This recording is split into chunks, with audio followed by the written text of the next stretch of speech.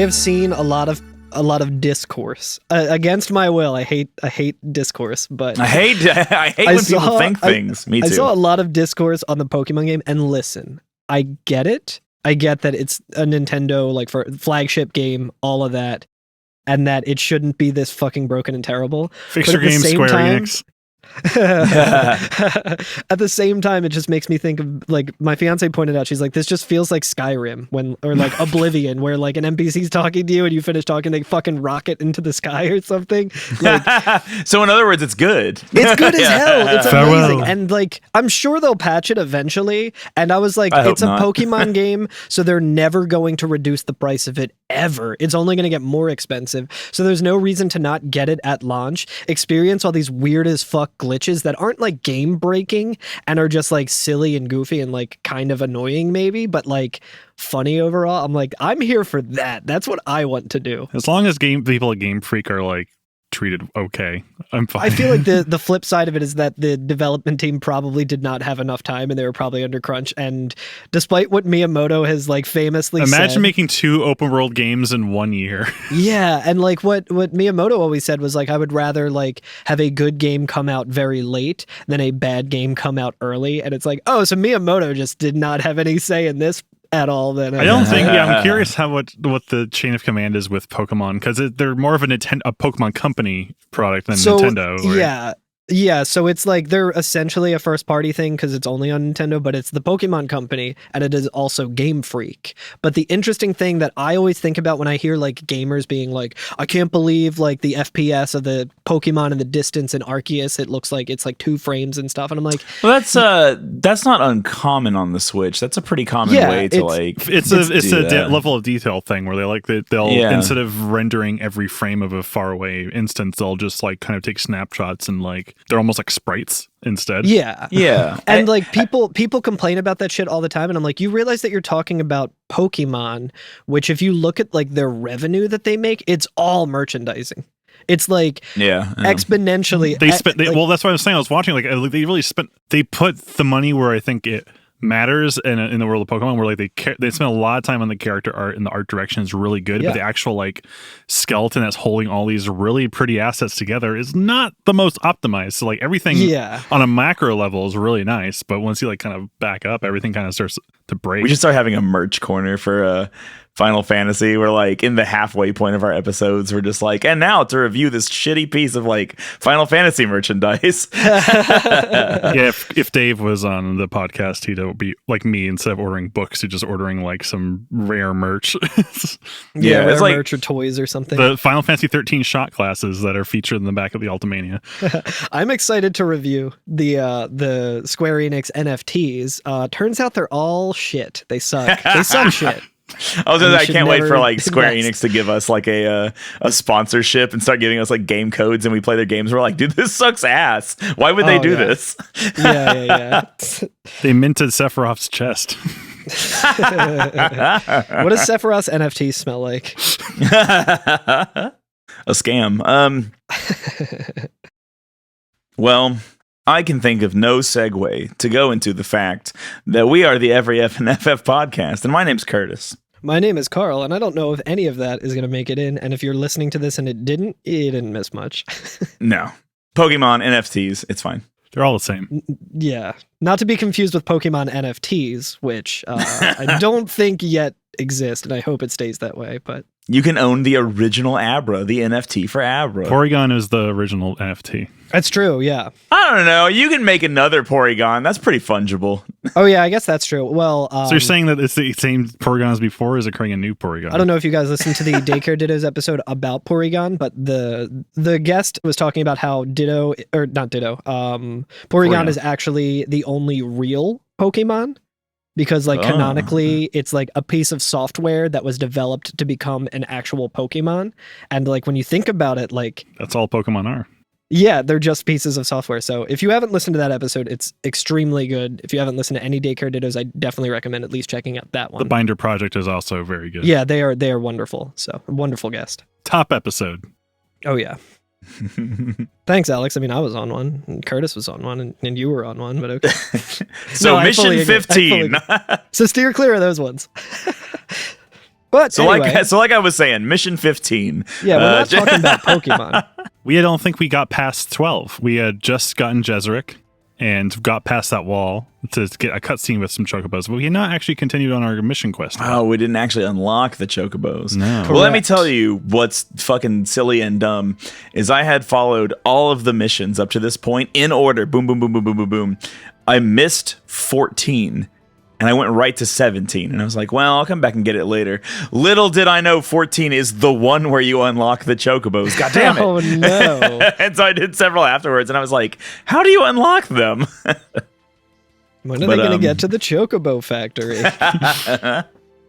Yeah, like the bad part of going straight for that, I forget the name of the wall with the red force the field. Wall with the wall, the bang to bang. Diggy diggy. The one that unlocks the area with the Chocobos in it. Either way, like that's... Oh, yeah, the Seaths. It's called a Paling. Seath something. Paling, yeah. Yeah, my silly brain was like, I really immediately want to see what I unlocked finishing this mission, so I go that way. But unfortunately, mission, like, 13 is, like, on the opposite side of the map from that. Yes. So yes. it's better to just do 12, then 13, then 14, which will lead you back to where the Chocobo and get 2 cutscenes in one. It's great. That's exactly how what happened to me. So seeing as 14 is the interesting one where we unlock Chocobos, let me give you the breakdown on 13. It's a goblin chieftain. It's one of the Munchkin goblins, but he's bigger. Yeah, a real pain in the Nice. ass because he can summon in new ones, or there's it's another one of those more of fights that them. can just snowball very quickly, and he or I forget. No, I think these are the ones where the guys evolve into the chieftain if you don't have a chieftain, and he just buffs all of the little guys to make it really difficult. Yeah, it took me a minute because there are, much like all these missions were like a chieftain again, and then it's like, oh, it's now there's just more of them than this mission than the last one. So sometimes there's 2 chieftains or something like that. I'm not sure if this mission's that, but it's like And there's they're a lot green of instead of red. there's a lot of goblins. So I couldn't tell what was attacking what because it was just so much like specular effects on my screen at once, just trying to kill these goblins. You do like the weird little spin attack as they run at you, and it just feels like It's they're so goofy. It's so fun. I love that. Actually, you learned some stuff about them. If you're in the way of my punch, that's your fault. Oh yeah, they do have that. Yeah, you learned some stuff about the design of the goblins recently. Actually, Right. I found out through the Ultimaniac between episodes I had started scanning and translating some fun concept art. But I found out that, as we mentioned, the goblin class or whatever of that species, Munchkins, they're all the same. They have a donut body and 2 legs. But and we was like, wait, where's the that's the mouth? Where's the food go? But it turns out that it's a fake mouth. And like at the top, there's actually a little, like, you can actually look carefully on the except for the Munchkins, because they have like metallic stuff, a helmet on. You can actually see like a physical mouth like above the fake mouth, so it's like a really like squished frog at the top, and they have 2 spines coming around the sides. So it reminds me of that Dark Souls enemy, the Basilisk. Yeah. Basilisk, yes. Yeah, where you're like, they have the big goofy eyes, but they're not the eyes at all. That's also a thing that happens in nature where there's certain things that, like, for their predators or whatever, they kind of have almost like a camouflage where it looks larger than it actually is. Exactly. And also, how can I make my butt look larger than it actually is? Squats. Yeah, I don't have to I guess work that would out, make though. it actually big. Yeah, that would actually make it big.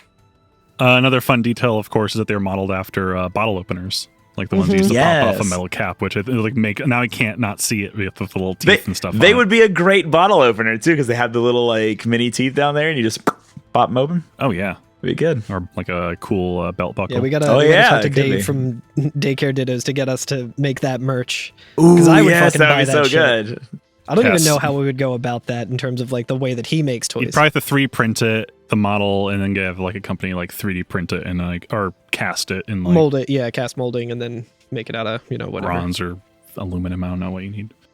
But either way, yeah, we kill a bunch of those guys again. And then we move on to mission 14. Or do we? No, we do on 14. No? Yeah, we go on 14. Then 14, which is Defender of the Flock, and I forget where we see this the stone for this one, but yeah, I think it's past the paling, right? I think it's before the paling, or is it past the paling? I don't remember. Oh, it says it's in the western benchland, but which way is west? Who knows? There's no north on this map. The fucking map, dude. Yeah, 14. So it's on the other side of It's on the other side of a hole, just kind of in the in the western/middle side, kind of close-ish to like about halfway between here and where we fought Jezeric. There's a Seath Stone which we will find 14. But it wants us to fight some Sahagin back in the Chocobo area. And familiar friends.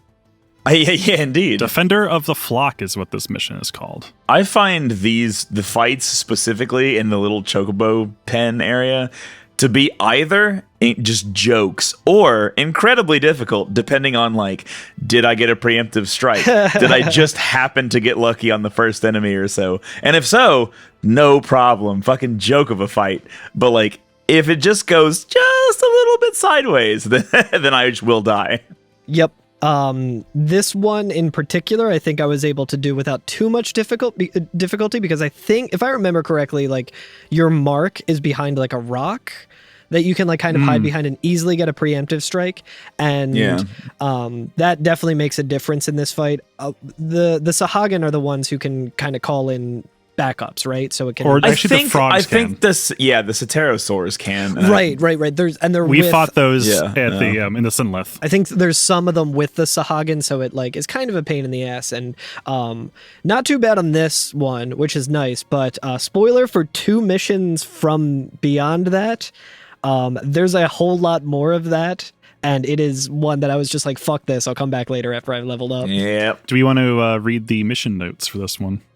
Let's do it. It's cute. A Sahagin infestation threatens the steppe chocobos who roost at the front of Namva. Those gentle souls I've known since I was a child. The great and merciful Fal'Cie heard my plea and granted me the power to save them. So this guy apparently went to like a Fal'Cie. He's like, I need to save my chocobos. And like, all right, here we go. And it made here you go. I've cursed you for all eternity. Enjoy your birds. So you have a focus made to order? That sounds great. I mean, I think that's kind of interesting in a way. That it's like Harry Potter saying he wants to be in Gryffindor.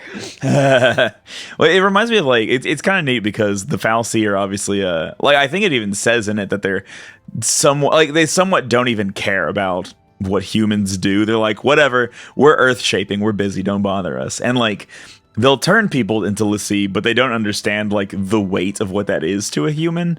But it's interesting that also sometimes they listen to people. Like if a person comes up and is like, please give me the power to do this thing, they'll be like, oh, okay. And they'll like listen to a plea, which is like very interesting. It's to go to like a council, either like schedule a time for a hearing or something like that. Yeah, it's not necessarily merciful or anything. Obviously, like you say, he has like cursed him for all of eternity, but it's like getting a warrant. You go to the... Yeah, but at the same time, it actually did listen to him. You go to the Fal'Cie after Smithers has left to get more ether, and the Fal'Cie is still puffing on the ether rag, and it thinks you're popping fresh. So it's like, yeah, you can go save your chocobos. He's doped up or dying or something. But then later it wants to be on your bowling team. So I'm guessing this poor l'Cie got stepped on by like a Adamantoise or something. Or maybe let me tell you, poisoning or something. Oh yeah, you're right, because he is over in the west. But I was going to say, let me tell you what probably happened to him, which is to me the interesting thing about the Sahagin in this game. Sahagin these nuts. Sahagin these nuts. When they do their physical attack, they attack like 10 times in a row. It's a lot. It might be 10. It's 8 or 10. Or it's an even number. But they just go like boom, boom, boom, boom, boom, boom, boom, boom, and it's over and over. And you're like, when is their chain going to end? It just keeps going. Yeah, and so like, if 2 of them attack like the player character at once, they will do enough damage to kill you, but it's over time. And so you're like, oh god, sentinel up, medic up, sentinel up, medic up. Like, please. You hit the fucking panic button. Yeah, you have to when they target you. We do get a cutscene actually when we first enter the area of this mark, remember? Yeah, isn't it just Snow running ahead and he's like, hey, there's a way through here. And then that's another thing. But when we enter the... yeah, we'll talk about that one. The Chocobo area, we see, a Chocobo is cornered by a few Sahagin and like sounds like, it looks like somebody needs a hand. And then the Chocobo chick like rears up like the most vicious, like pissed off face, like scream, like basically chirping. It's like, hurry the what up? Geez, someone has their feathers ruffled, so implying that the Chocobo just like swore or something to Saz. the Chocobo said fuck. Incredible game. And then once you finish the mark a few minutes later, you would have been plucked. It's very cute. And then we our reward though is the Gejel Reigns, right? Yep. And we get the rank of Feathered Friend. Hell yeah! We can now ride chocobos. How do you guys feel about the chocobo riding now that we have unlocked it? Anything you want to say about it? I've only done a little bit of it. It's Gazal. I'm sorry. I just listened to how things. So as soon as you get it, correct. But we need to hear it in an American accent, not an Australian one, because who knows? Gazal. We do hear the canonical way to pronounce Quay because Saz just keeps going Quay, Quay, Quay. Or Quay, yeah. They're the guzzle greens in American. We call them guzzle greens. But I think I like riding around in the chocobo.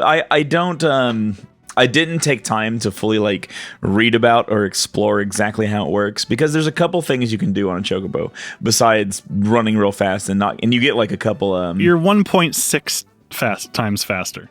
Okay, well. Or 1.6 times the speed, not faster. That would mean it was 2 points. Anyway. This is reminding me of a thing I just saw about the new Pokemon game that like just came out where someone figured out that if you plug in 2 controllers and hold down the analog stick, you go like twice the speed. That's incredible. I love that actually. Every game should have that. Give me that in Dark Souls, goddammit. I know.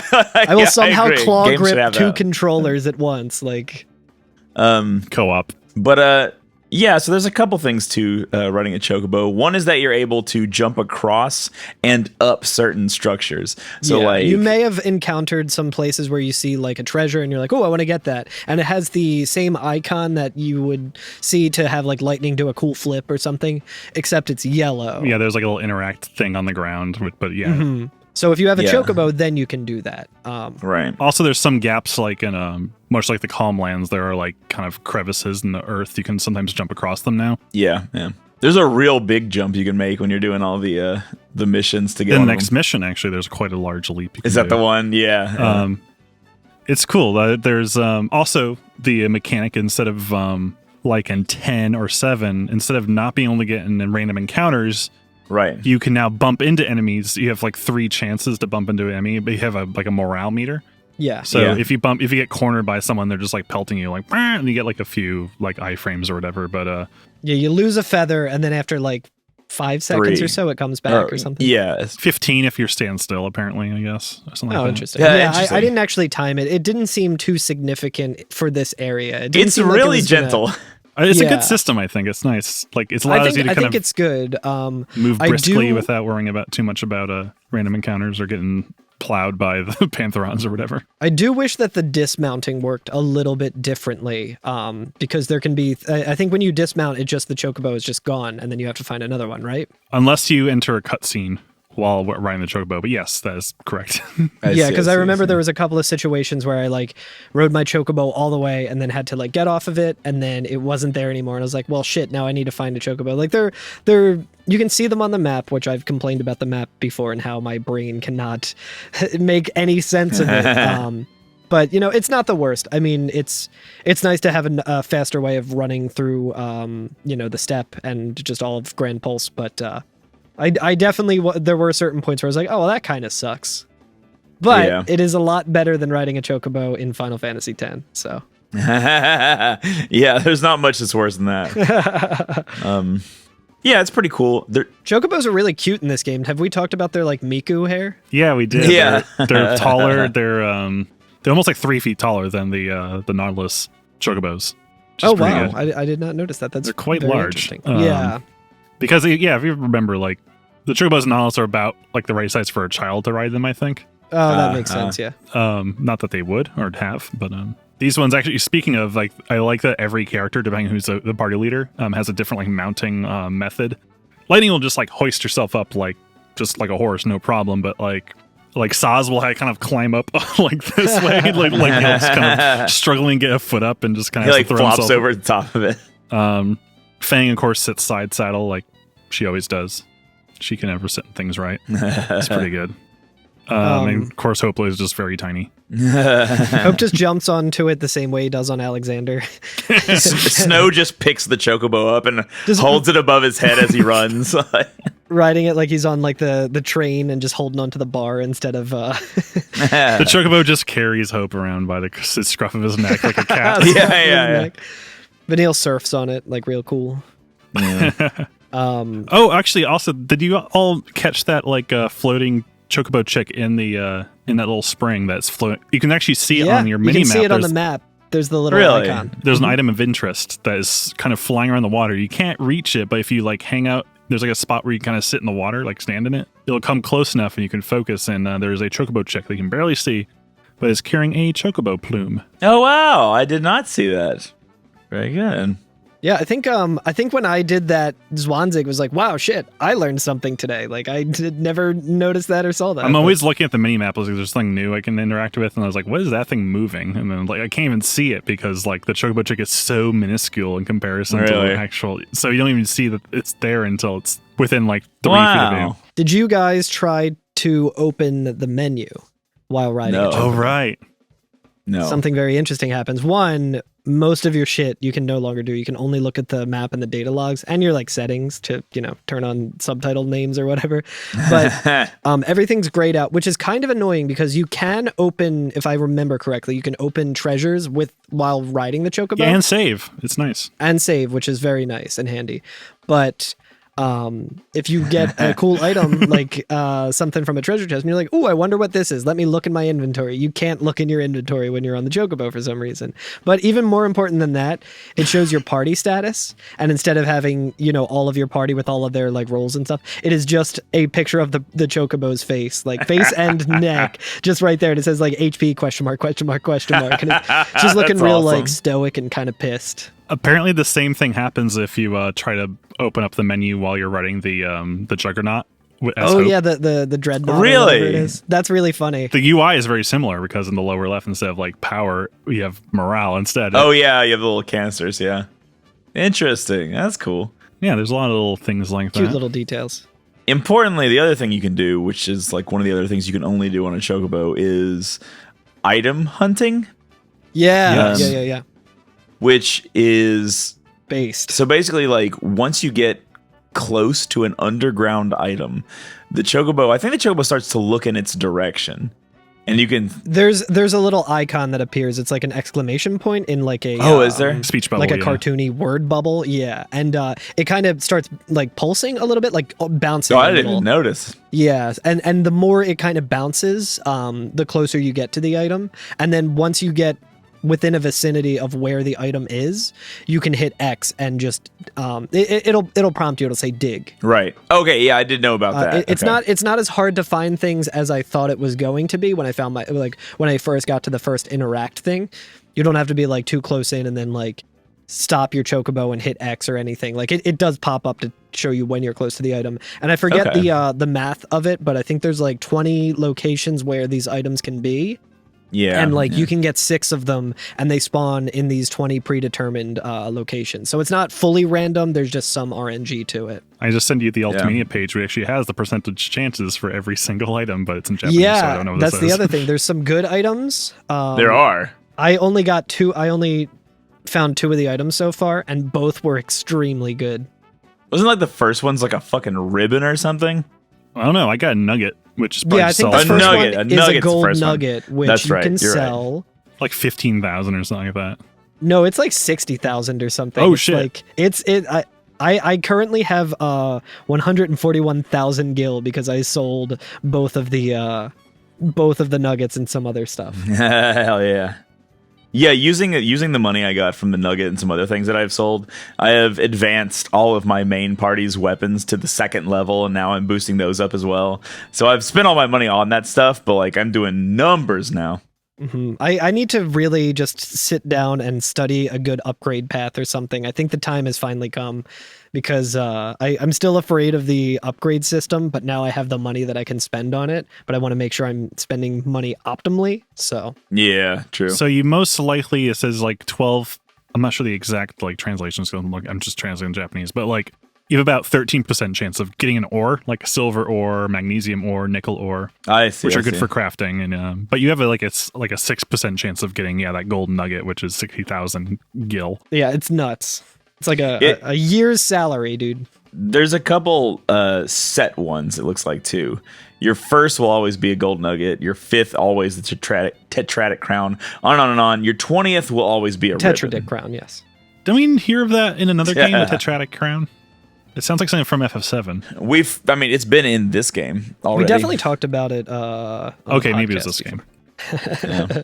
Also, I realized, again, I'm not sure if they mentioned it in the tutorial, but in the Ultimania, they mentioned that treasure will not be buried on grass. So if you're like, if you see your thing getting like a little hot and you're like trying to figure out where to go, head for like dirt first. Oh, interesting. Okay. It helps. Dude, I'm always heading for dirt first. Whenever I go to Primo Hoagies, the first thing I do is go to their fridge and get their dirt pudding or whatever it's called. The Oreo. Dude, that shit's so good.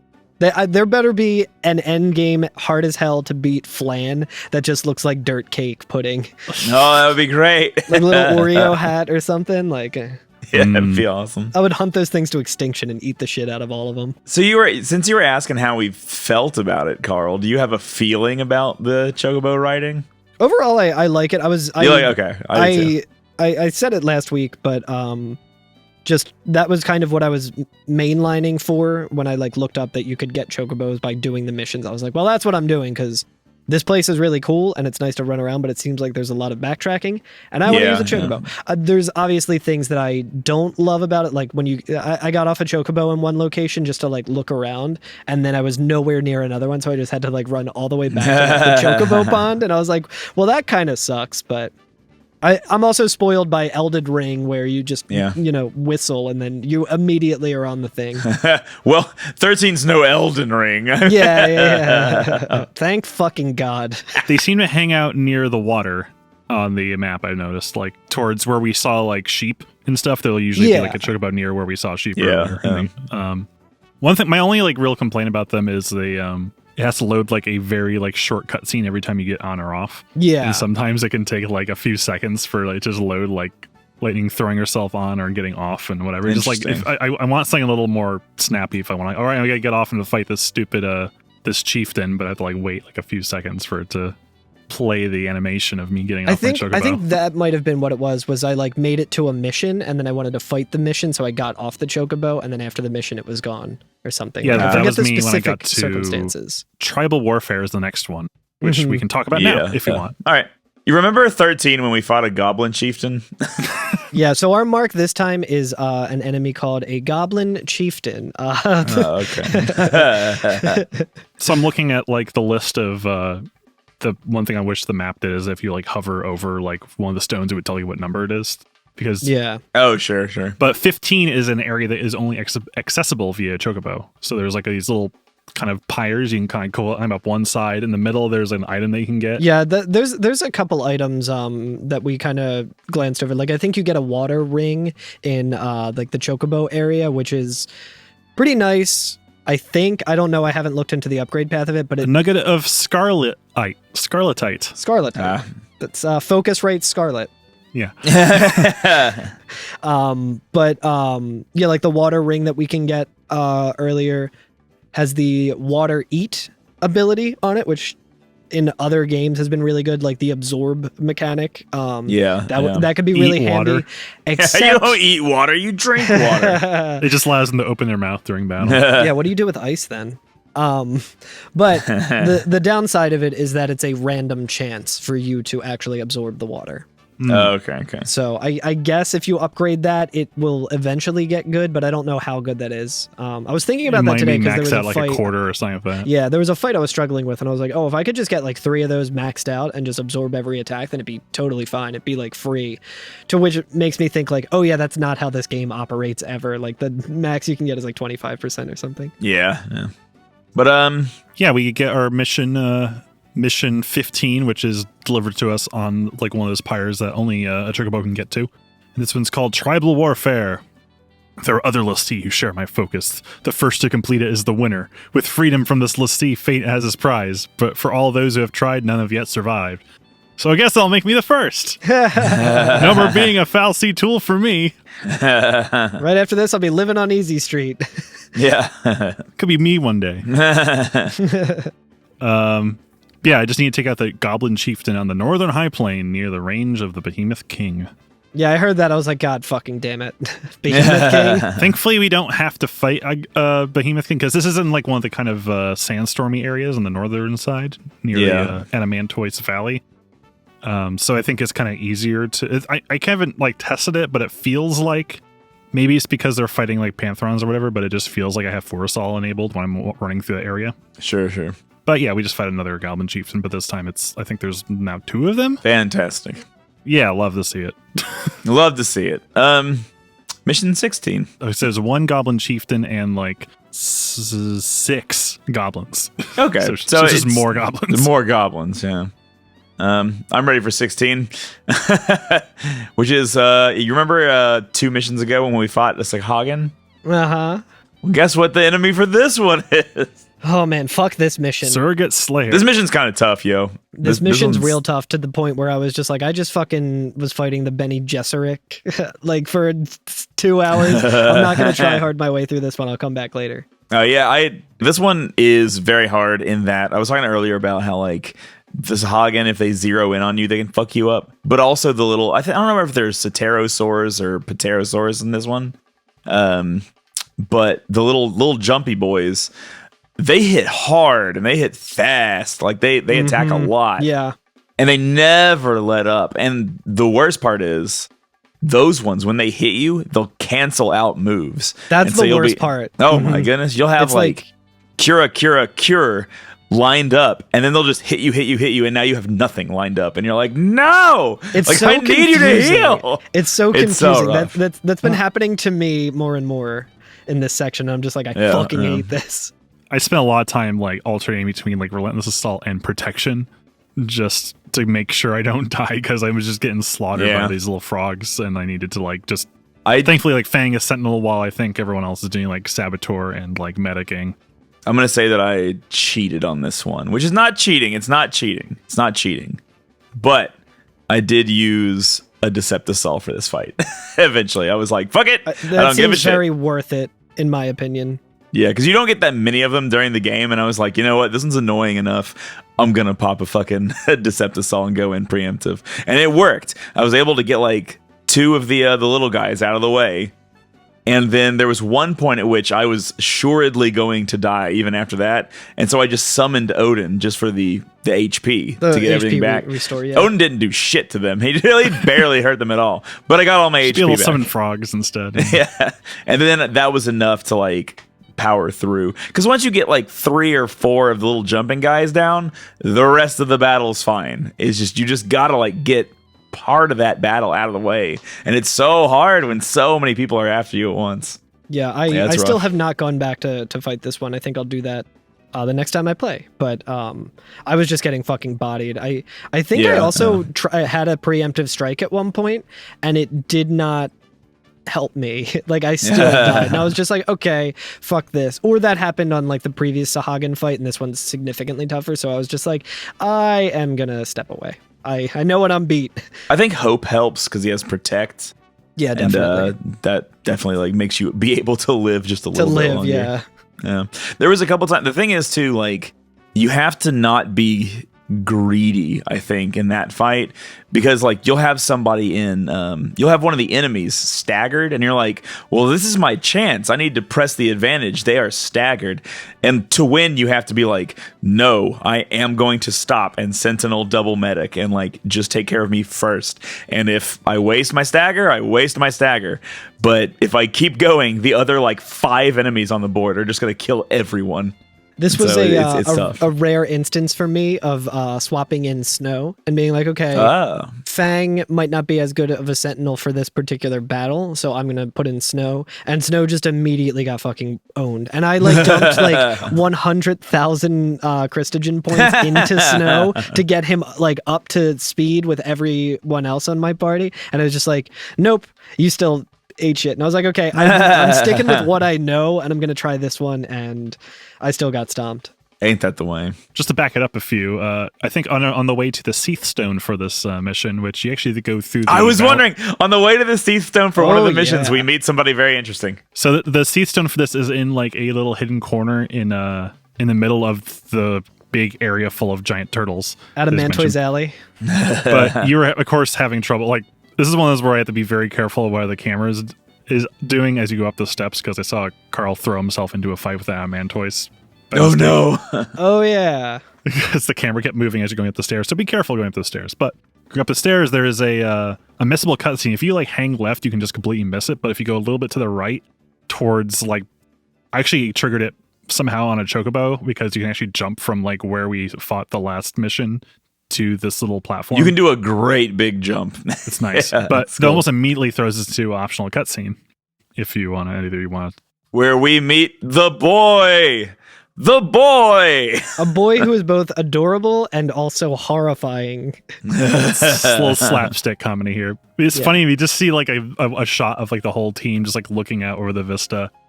And like Saz turns around and is like, what is that? And like up on like the cliff edge, we see a little cactuar. A little cactuar. I love the design of the cactuars in this because they designed them so much to just look like really high quality like plushies. Mm-hmm, yeah, very much so. They almost look like they're made of like velvet, and they have their eyes and mouths are actually like patches embroidered. Oh, they are. You're right. So cute. Yeah. Saz sees this and he's like, "Hey, what's that up there?" And it's like jumping around and hopping around. It's very cute.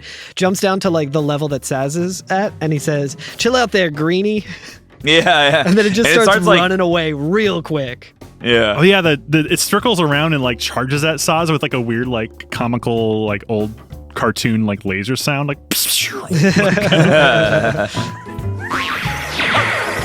Hey now, stop that already. Oh, you asking for it now. All right, that does it. Come here, you. He tries to jump and misses, and then like immediately we lose it. But from then on, we can now siege cactuars on the overworld. Yep. And they're not like easy to avoid because they just run away from you first. Yeah, they're not hard to beat. They can take a while though. No, yeah, it took me a while, and I was waiting for that like 10,000 needles thing, which didn't happen. But I was just waiting for like something bad to happen. But it kept launching lightning and Fang for me. The thing is, they only have like single party member attacks. And so if you take care of yourself, you're fine. And again, I had hope. So I was like bravery and faith up and protect. So I could deal with several of their attacks. And I got them down pretty quickly with those buffs and and defensive buffs. Nice. But they do a lot of damage at once. Even with Protect on, I think I was taking like 800 damage per hit. Yeesh. And they're pretty fast. They're pretty quick. So you do have to kind of be ready to go Sentinel and heal and stuff like that. I got some field dialogue where Fang says, don't go getting any ideas about taking that one on. And then Vanille's like, be careful, they kick. And I wasn't sure if they were talking about the Chocobo, which I was standing near, or if they were talking about the cactuar. I thought it was Adamantoids at first because I was in that or area. It could be that, like, but I like to think they're just like, yo, don't fuck with that cactus. They are. They also drop Chocobo plumes. They have a stagger point of 777%. Yeah, you never reach it. You just kill them before you get to it. Their HP is also just 6 7s across the board. That's awesome. Chain resistance 77. All lucky 7s, dude. They're immune to most things except like days. Okay. I didn't know they were, you could hit them with days, actually. Interesting. And I think there's two, oh, never mind. There's another type of, there's a few different types of cactuars in the game, but we have not encountered them all yet. Yes. I also I wanted to say real quick, I was reading the script that you put up on our website, everyfnff.info, where you can read the script to FF13. The scene below this one, I think, in the script is all of the text for the party members riding the Chocobo and finding treasure. And so I was looking at it, and it's just Fang, hope, huh? Lightning, snow, size, huh?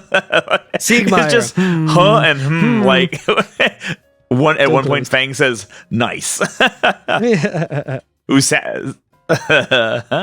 The thing is, if your Chocobo reaches 0 morale, there will be a cutscene of it throwing you off, which throws you into the fight with whatever bumped into you. Oh, maybe that's why Snow says, hey! They're subtitled in the Japanese version, so everyone has like a different thing. But everyone else just has a noise. And interesting. When you get tossed, it's very funny. Oh. Oh my, Vanille says wowzers. Wowzers! Wowzers! What's she say in Japanese? What's the Japanese? Sugoi. Sugoi. Yeah. Sugoi. Yeah.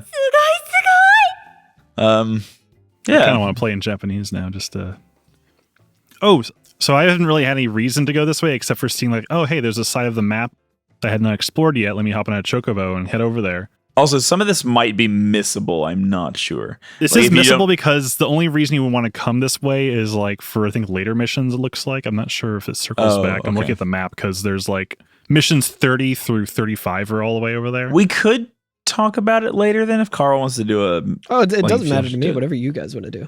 Okay, I was going to say, I didn't want to like... No, I mean, we also might forget about it or something, so I figure we can talk about it now. Okay. Before we head into the next like series of maps, I wanted to talk about this because on the northwest side, there's like a little path that you can only access via Chocobo because you have to like climb up a cliff and hop up. Yeah. I was like, oh, because I love secrets, I have to like complete the whole map before I continue on my way. So like I want to see everything that Chocobo has to offer. And it leads you in this kind of like beautiful little grassy opening. There's another Chocobo there in case you need to get back. But there's a particularly different type of sheep, like a quite large sheep. It's a big sheep. A big sheep. A big gun. And you get an optional little cutscene with Vanille. Because I love these, the weird standard animation for Saz looking like afraid because he's like cornered by a few of the smaller sheep. And Snow's like, Vanille. And then Vanille's like, shh, because she's like trying to sneak up on like one of these larger sheep. He looks like kind of... Wait, not as cute. He looks like kind of like Eeyore or something like that. Yeah.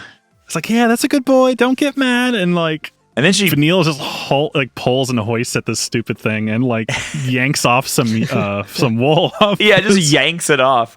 And then like, I have never sheared a sheep before, but I believe you're supposed to use cutting implements and not just like fucking Famously, yank it out. to shear a sheep, you have to use an instrument known as a shear. Oh. I can also speak to shearing a little bit. Yeah, not Ed Sheeran. I cannot speak much about him, other than I'm a big fan of his work in Game of Thrones. So what is interesting, I thought about this too, is like, aren't you supposed to cut the wool off? But apparently in like early times and even modern days, like there are sheep have wool that you can just kind of pluck off. Oh, really? Because they have like a winter coat that they shed, but it still like clings to their body, so you can just like pull it off. Like, oh, interesting. I mean, coincidentally, I'm editing a book about making a sweater from scratch, and there's a whole like chapter about the history of sheep shearing. You're always editing a book that somehow is relevant to what we're talking about. I love that in the Japanese video that you sent, she says "yata" after she gets some. Yata. I can also say that it's a relatively difficult thing to do to shear a sheep. And I can't speak from personal experience, but my old bandmate, Caroline, she moved to Montana and started working as a ranch hand, and she bought a bunch of like Icelandic sheep and is now that's part of her day-to-day life is taking care of sheep. And she had to get like shearing classes where sheep shears are very, very sharp. And she was like very stressed about it because you need to grab the sheep and like hold it to make sure that you're in control of the whole situation. And it's like a wild animal and everything. So she's gotten really good at it. But yeah, that's wild. It's a whole art, like anything involved with any kind of like farming or ranching. Farming people are built different, man. Mm-hmm, yeah. Also furthering the analog between Gran Pulse and like Australia and New Zealand is apparently like some of the biggest sheep shearers are from New Zealand. Like the guy who invented the Bowen method, who's apparently like a total comrade. He like received a medal from like Stalin of labor, like a medal. Yeah, he received Hero of Labor by Soviet First Secretary Khrushchev. What? He invented like the method of like shearing sheep that we know is today, like back in like the 50s. But he like he was shearing for communism. Yeah, he's learned so many honors. But he was able to shear. Let's see, he set a world record back in '53, shearing 500 sheep in 9 hours. Whoa! Hold on, how many is that? Tell the rest of the story and then we'll figure it out. What was his any percent time?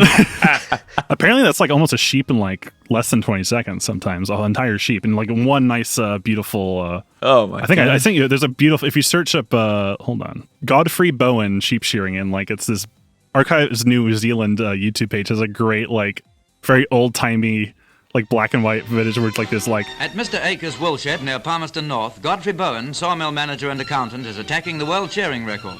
Godfrey Bowen is aiming today to strip 485 sheep of their winter uniforms.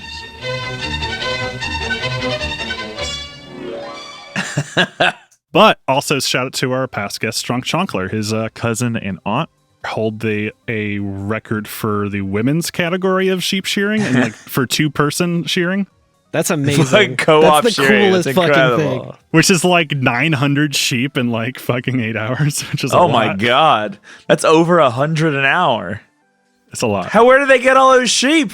Like, could you have like a competition if you had Australia's just lousy with those things, man. They're all over they the place. must be. So many. We'd like to try to break the world record, but there just aren't enough sheep around. Yeah, the only thing stopping them is the amount of sheep. Yeah, they would have had more than 900, but they only had 900 sheep. Oh, this year someone broke the world record. It was 902 sheep in 9 hours. Oh, my God. Damn, dude. Of course, he's from Welsh. From Welsh. Yeah, I wasn't going to say anything. But yeah, further solidifying the fact that Gran Pulse is just New Zealand and / Australia. I am also sending. Awesome. I searched because my old bandmate Caroline was she's very big on Instagram. She kind of started doing like not like influencer stuff. She's just been sharing her life shearing on her shearing life on Instagram and just kind of giving everyone a look into that life because she's from like the Philadelphia area. Like she has been doing this as a summer job for a long time, but you know, it's an interesting thing that you don't see every day. So she's kind of been showing more and more people that ever since she moved out there. And I was trying to see if I could find anything about her shearing it. And I found a video from Bustle that is just like a little documentary about her that's like 4 minutes long about her life as a rancher and sheep shearing person. That's awesome. In Montana? That rules. Yeah, in Montana. You should link to that in the show notes. There was a part where she was like, yeah, I lived in Philadelphia and I was a singer-songwriter, and they started showing pictures and I was like, yo, is there going to be a picture of me playing bass in this? There's not. But yeah, that's a complete optional thing, but we get some wool from it, which I guess, what do we use wool for? Is that just like another really handy crafting thing? I would assume it's a crafting material. You can put it in Vanille's boots to make her much more cozy in the winter season. It's like a pair of Uggs. I am watching this footage of these jacked dudes just shearing these sheep, and it's like mesmerizing. It's great. I love it. Damn, wish somebody would hold me down and shave me like that.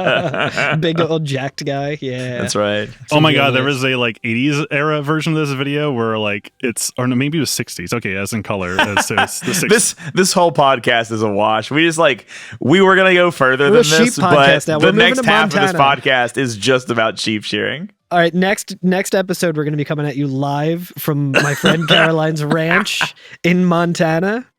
And we're going to Gran Pulse, the U.S. Gran Pulse.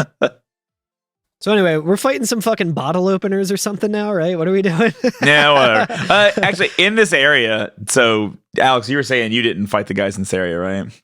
Yeah, I was just up here exploring, and a guy hit another. I hit a wall, so I ended up turning back anyway. There's some more very cute animals here that are like little like furry tadpoles. I guess they're like maybe like I thought they're like chestnuts. Oh, it's hard to say what they have, but they have a little flower growing out of their head and they're very cute. They're bulborbs from Pikmin. From Pikmin, yeah. Yeah, they look like some of the bulborbs, but they're like there's a version that's like brown. They're Bulbasaur from Pokemon.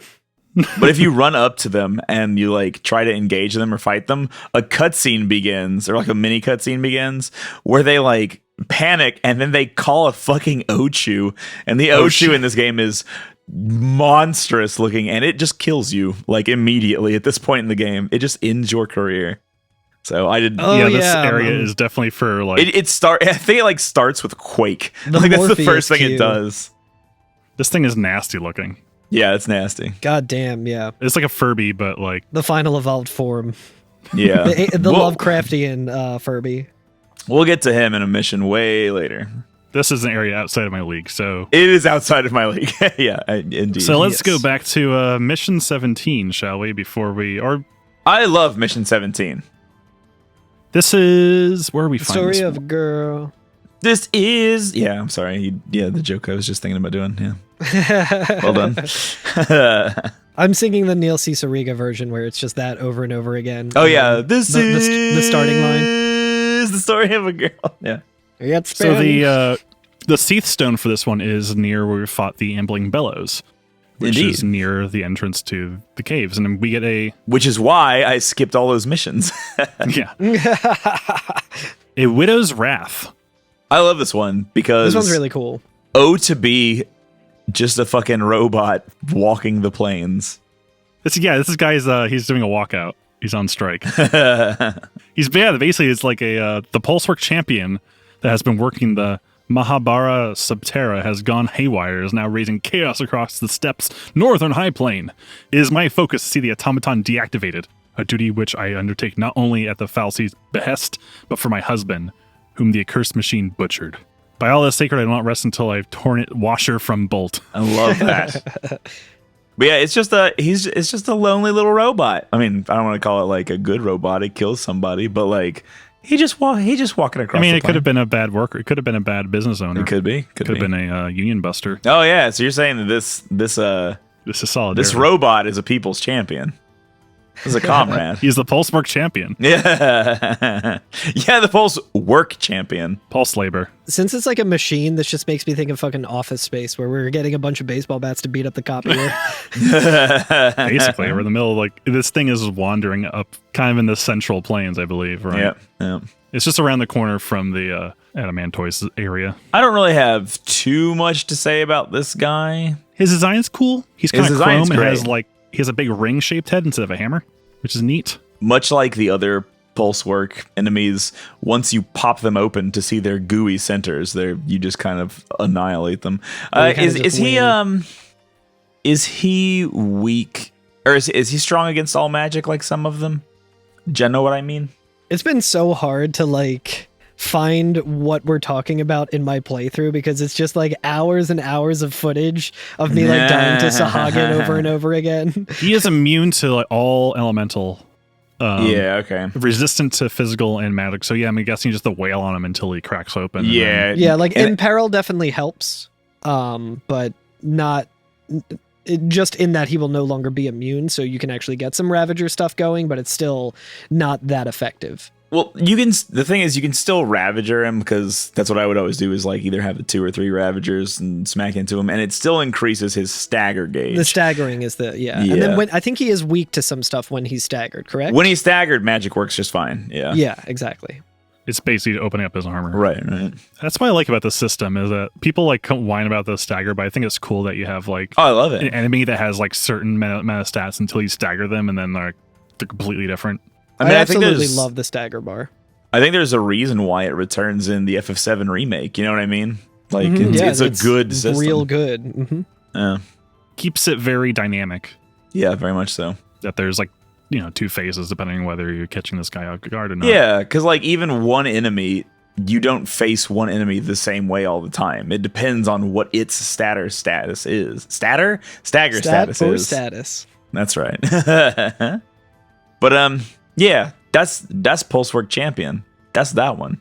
Yeah, and then Mission 18 will take us into the Subterra for our first time if we want to. Now there's an important cutscene that happens as we walk into the Subterra that's full of detail and lore and information. Because as we take the pathway into this canyon that kind of goes into a cave, the game stops, a cutscene opens up, and then Snow says, "Look, there's a path."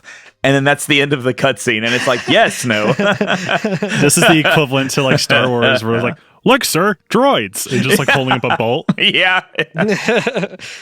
Yeah, this is such an important cutscene that I forgot that it happened here, because I accidentally triggered it when I was just exploring, and then I immediately turned away and went in the other direction and didn't get the next cutscene, which is the establishing shot of the area that we're heading to. I always find it weird, like every time we go to a different map, we get like this cut. It's a non-cutscene, because it basically like it's just showing your characters walking onto the screen. Yeah. You can still skip it though. So like at first it's like, oh yeah, this is just a buffer so you can like load, but you can still skip it. So why does it matter? Yeah, it's very strange. Have either of you played 14? No, I need to. 14 might be the champion of the look at this new area, because every time you go into a new area, it does a fly through of the whole thing. It's like whoosh. Oh, that sounds it sick. like flies through a whole instance, and you're like, oh wow. Yeah, like an old friend of mine from high school got a really nice drone and has just been getting footage of like the stadiums in Philly and like a bunch of cool shit like that. And I'm like, hell yeah, dude. I love seeing That's this. awesome. That's cool. All right, but yeah, let's indeed take a break before we go into the deep, dank, dark. Let's go. All right.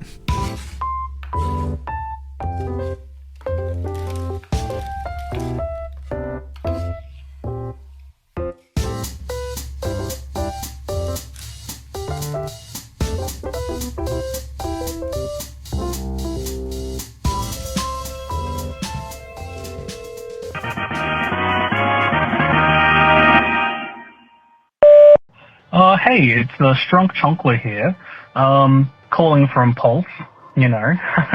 Gotta make this quick, you know, these calls aren't cheap. Joking aside, though, to answer your question, Curtis, what's it like to live under Falsi rule here? It's terrible. Day in, day out, we spent all of our time mining Crystarium points for the Lissi army, which, now that I'm saying this, they could find me at any point. But it's livable, you know, web is pretty nice, you know, the animals don't tend to do too much. Oh, I think they found me. No! Shout out to Margaret and Ingrid Baines, the Chonkler duo. That's genuinely cool. 903 sheep in 8 hours. God damn. That's amazing. That's so nuts. That's a lot of wool. God, could you imagine actually doing something with your life that's cool like that? I can't. Absolutely not. I'm a podcaster, thank you. Yeah, I know. Oh, gosh. I feel like podcasting is like the silver medal to actually like doing something significant. Oh, that's right. The Icelandic and the Shetland still drop their heavy winter coat, so are rude. Their wool is pulled off by hand each spring. Oh. So yeah, after winter, you can just like pluck off some winter coat. Wow. Nice. Dude, I can't even fucking brush my cat effectively so that his coat is okay. I actually have a like nice wool sweater type deal, like one of the like knitted ones or whatever. I'm gonna go put it on when I go to Taco Bell later. Ooh, Taco Bell. And spill some fucking fire sauce on it, even though it's like white. As long as it's not the Diablo sauce, you'll be okay. Do you like Diablo sauce? I don't, this might be a hot take, no pun intended. Ooh. I don't use like any of the Taco Bell sauce. That shit's good on its own. I do have a drawer filled with Taco Bell sauce packets. But yeah, I just kind of like it like raw dog in it, you know? Wow, that's crazy. I should try it, but Curtis, you remember when we were on our way to the show that we met Carl at and we were talking about writing download codes in the back of the hot sauce packets? Indeed, I do. She's like, oh yeah, it's a blank on this side. We can when we release our triple LSDJ EP between the three of us, we can put download codes on the back of fire sauce packets. For my portion of the split, I'm just gonna do a high quality, high def rip of the RoboCop Game Boy menu screen song, because that's the best song that's ever come out of a Game Boy or ever will come out of a Game Boy. So. That's great. Anyway, so the Subterra. Speaking of RoboCops, we're about Speaking of oh yeah, there's plenty of RoboCops down here. Yeah, so we enter a kind of a pass and we load into the next area, which is very much a cave. Everything is nice and brown, with little leaks of leaks of light coming from the ceiling. It's very nice and moody. We get this kind of moody. I think it's the same music that we heard at the what is it? It's the Violet Peaks music. That's what I'm trying to say. you might say, wait, hold on, wait, what is the line? Let me find the line. It's after this. It's probably where we're ending our episode today. It's the Vile Peaks all over again. There we go. Yeah. So yeah, same music there too. But Hope says he doesn't like the air here. He does. Actually, I noticed that any place that is enclosed, Hope will say that, because there's a couple more areas after this too.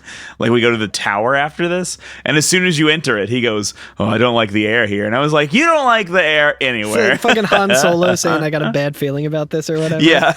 Or is that Indiana Jones? Meanwhile, Fang is like, "I kind of like places like this." She says it too. Anytime you go anywhere indoors, she says that as well. Yeah. She's a cozy one. Vanille says, Vanille in my party said, I don't even want to think of how many bad things must be waiting for us. And I was just like, fuck, dude, that's not a good sign. There's been so many difficult enemies recently. But when we come around to first bend, we see familiar ? Enemies. Who's first? Is it the Ambling Bellows again? No, we fight some workers. Some workers. The hoplite. Ah, okay. They look like the guys from Vile Peaks too. Yeah. They're just more of these automaton working, maybe sentient like construction equipment guys. Yeah, they're related to the Pulse Wally extras. They count as combat engineers, apparently. When I first saw them, like, oh look, they're like the Pulsework workers, but they like are designed by like the guy who directed District 9 or whatever, because they're like much more square. Neil, they look like Neil Blomkamp stuff, because his stuff all looks like freaking tractor and construction equipment. Everything he fight some John They look Deere like enemies. I'm fighting fucking Nintendo Labo is what they look like. Got him. We find a chest here, and inside of it is a new weapon for lightning.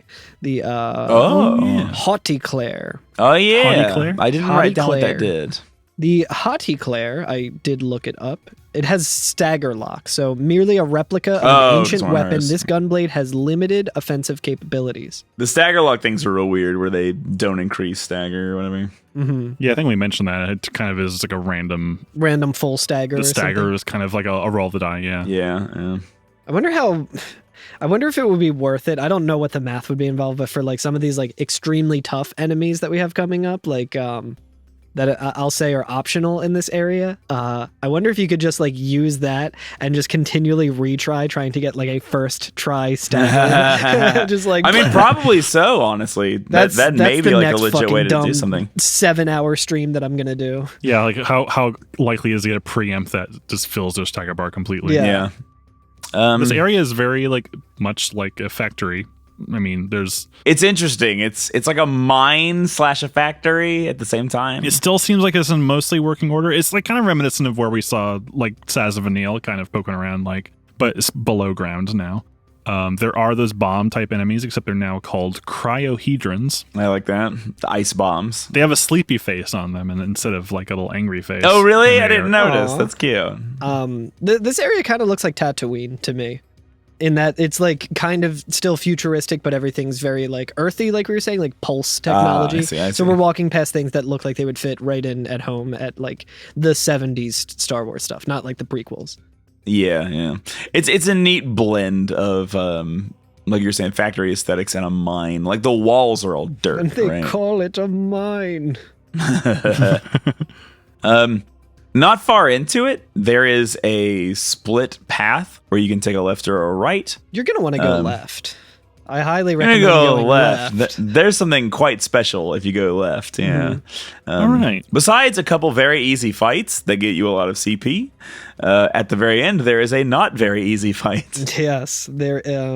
And on the way, there's more of the cryohedron, just the bomb enemies that are ice powered this time. So when they self-destruct, it creates a bunch of like blizzard effect, like icicles and shit like coming up from the grounds, and that fucking wrecks you. Like it. I'm looking at the cryohedron face right now. It's fucking hilarious. It's incredible. Yeah, it's really good. It's like a turtle. Yeah, he's just going. Ugh. He's doing that emoji that I always put next to like the OK hands, where it's like, ugh, fantastic. But yeah, we come up on a cool looking like garage door. Yeah, big metal door. Yeah, and that boy opens up, and we get to see Xavier, I'm the Juggernaut, bitch. I was gonna say, imagine if you will, the year is like 2006 and the internet is still somewhat magical, and you have found a new video on eBomb's World because they found it on a much better site that they stole it from. And it is a footage from the old X-Men cartoon, and Juggernaut keeps saying, "I'm the Juggernaut, bitch," and life couldn't be any better. That's right. This is an optional fight too, because I think it's in front of a Seath Stone for like mission 20 or something like that. Yeah, so it's not active yet. We don't need to fight this thing, but we will. But we do, because it's right and it's proper.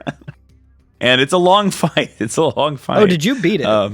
Yeah, I beat it. I got 5 stars on it, even though it took me like fucking 14 minutes. Fuck, but this is the fight that I was thinking earlier. I was like, should I get one of those fire rings and put it on and try and level it up? Would not hurt. So that I could eat some of the fire so it could heal me so I can just be full offense. Because this thing, I did not beat. I was like, fuck this. Yeah, the only way I could do this is I had to have Shell, Protect, and Bar Fire on, all three, or else it just was not going to work. Like, as soon as like one of those went down, his normal physical attack would do so much that all three of my characters would have like 10% health left. But if I had all of my buffs on, including Bar Fire, I could survive 2 or 3 of his like little swings where he hits all your characters twice with fire. Yeah, I can tell you the exact moment when I said, fuck this fight. And it was when I used Libra and got some of the information about him. And I was looking at it. Do you know what level this dude is? No. 3. He is level 3. Do you know how much HP he has? This game is so backward about that. Yeah. Do you know how much HP he has? How much? 1.5 million.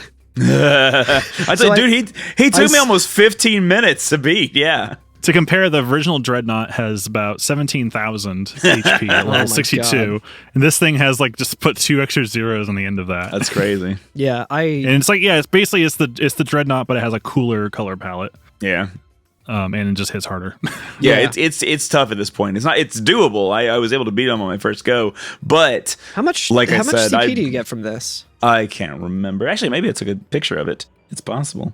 Let me get into my phone's gallery. Because I was just like, yeah, I already spent way too many hours like banging my head against fights. I'm gonna just Grandpa Simpson out of this one. You put your hat on and whistle and leave. Hit retry and walk out. Yep, exactly. I do not have a picture of it, but so I don't remember how much CP. We do have the power of Google. Hey. I think it gave me like 10,000 or something, maybe more than that. But yeah, it seems like it might not be worth. Well, like, there's an item behind it. I forgot what it was. It might be like Gil or something. But dude, that can't be right. It's protecting something. It gives 3,900 CP. That's fucking. Yeah, it might be right. Yeah, that is atrocious.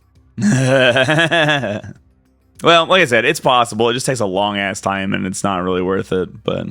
Well, I mean, it's worth it if you just like to be killing things in a video game. True. I do kind of want to try and kill it. I've gotten a little bit further along in this and am more leveled up now. I've updated some roles in the Crystarium, so it might be worth giving another go. Yeah. I've been pretty religiously fighting everything I come across. So like if something is within my like view, it will not survive. So like I'm pretty well leveled. I've been doing the same unless it's a fight that I've like done before or like enemies that I've done before where I'm like, it's not worth the time. Oh no, I take them on. I've just been like, no, I'm not going to do that one. I did that in this part towards the end of it where there was like 2 of these just like automaton guys that we've been fighting a million of so far. And I was just like, oh, I can skip these guys. And then I realized I was running the wrong way and I had already defeated them. Oh, okay. And I like went back the other way and they respawned. I was like, well, I'm really not fighting them now. There's another interesting assortment of enemies here. Speaking of which, we've already fought an ambling bellows, right? Like we've already fought one and he wasn't too bad. And the hoplites are not too bad on their own. But when you put fucking peanut butter and chocolate together, baby, it becomes an entirely new thing. Because ambling bellows and hoplites can be a motherfucker of a fight if you aren't watching out. Because every fight like this up till now, like with the goblins and stuff, I've been like, okay, take out all the little guys so they're not bothering me first, and then I'll worry about the big guy. And I feel like this battle is the opposite of that. Yeah. Because the ambling bellows can just summon more hoplites in. It'll just bring more and more. Also, he can buff the shit out of them. And he buffs the shit out of them. He gives them every buff. Yeah, I forget the name of the attack, but it's like upgrade orders or something, and it just upgrades them to where there's issue orders and upgrade. Yeah. Yeah. Both of them. There's just it can be rough. So it's just like focus on him first. Yeah, I thought that was kind of interesting. Also, I don't think we fight the actual ambling bellows. We fight box phalanx, what they're called in here. That's right. That's right. I'm sorry. Amelie Bellows is one we only had to fight on its own, but it was that was a specific one. Okay, gotcha. It's a very specific, almost like a boss version of this. That's a blue one. Right. But yes, they still together a pain in the ass. But we could like a little cutscene though when we come into like a little opening. Right? Yeah. Yes. I think we start hearing some noises too, right? Yeah, right past that first phalanx.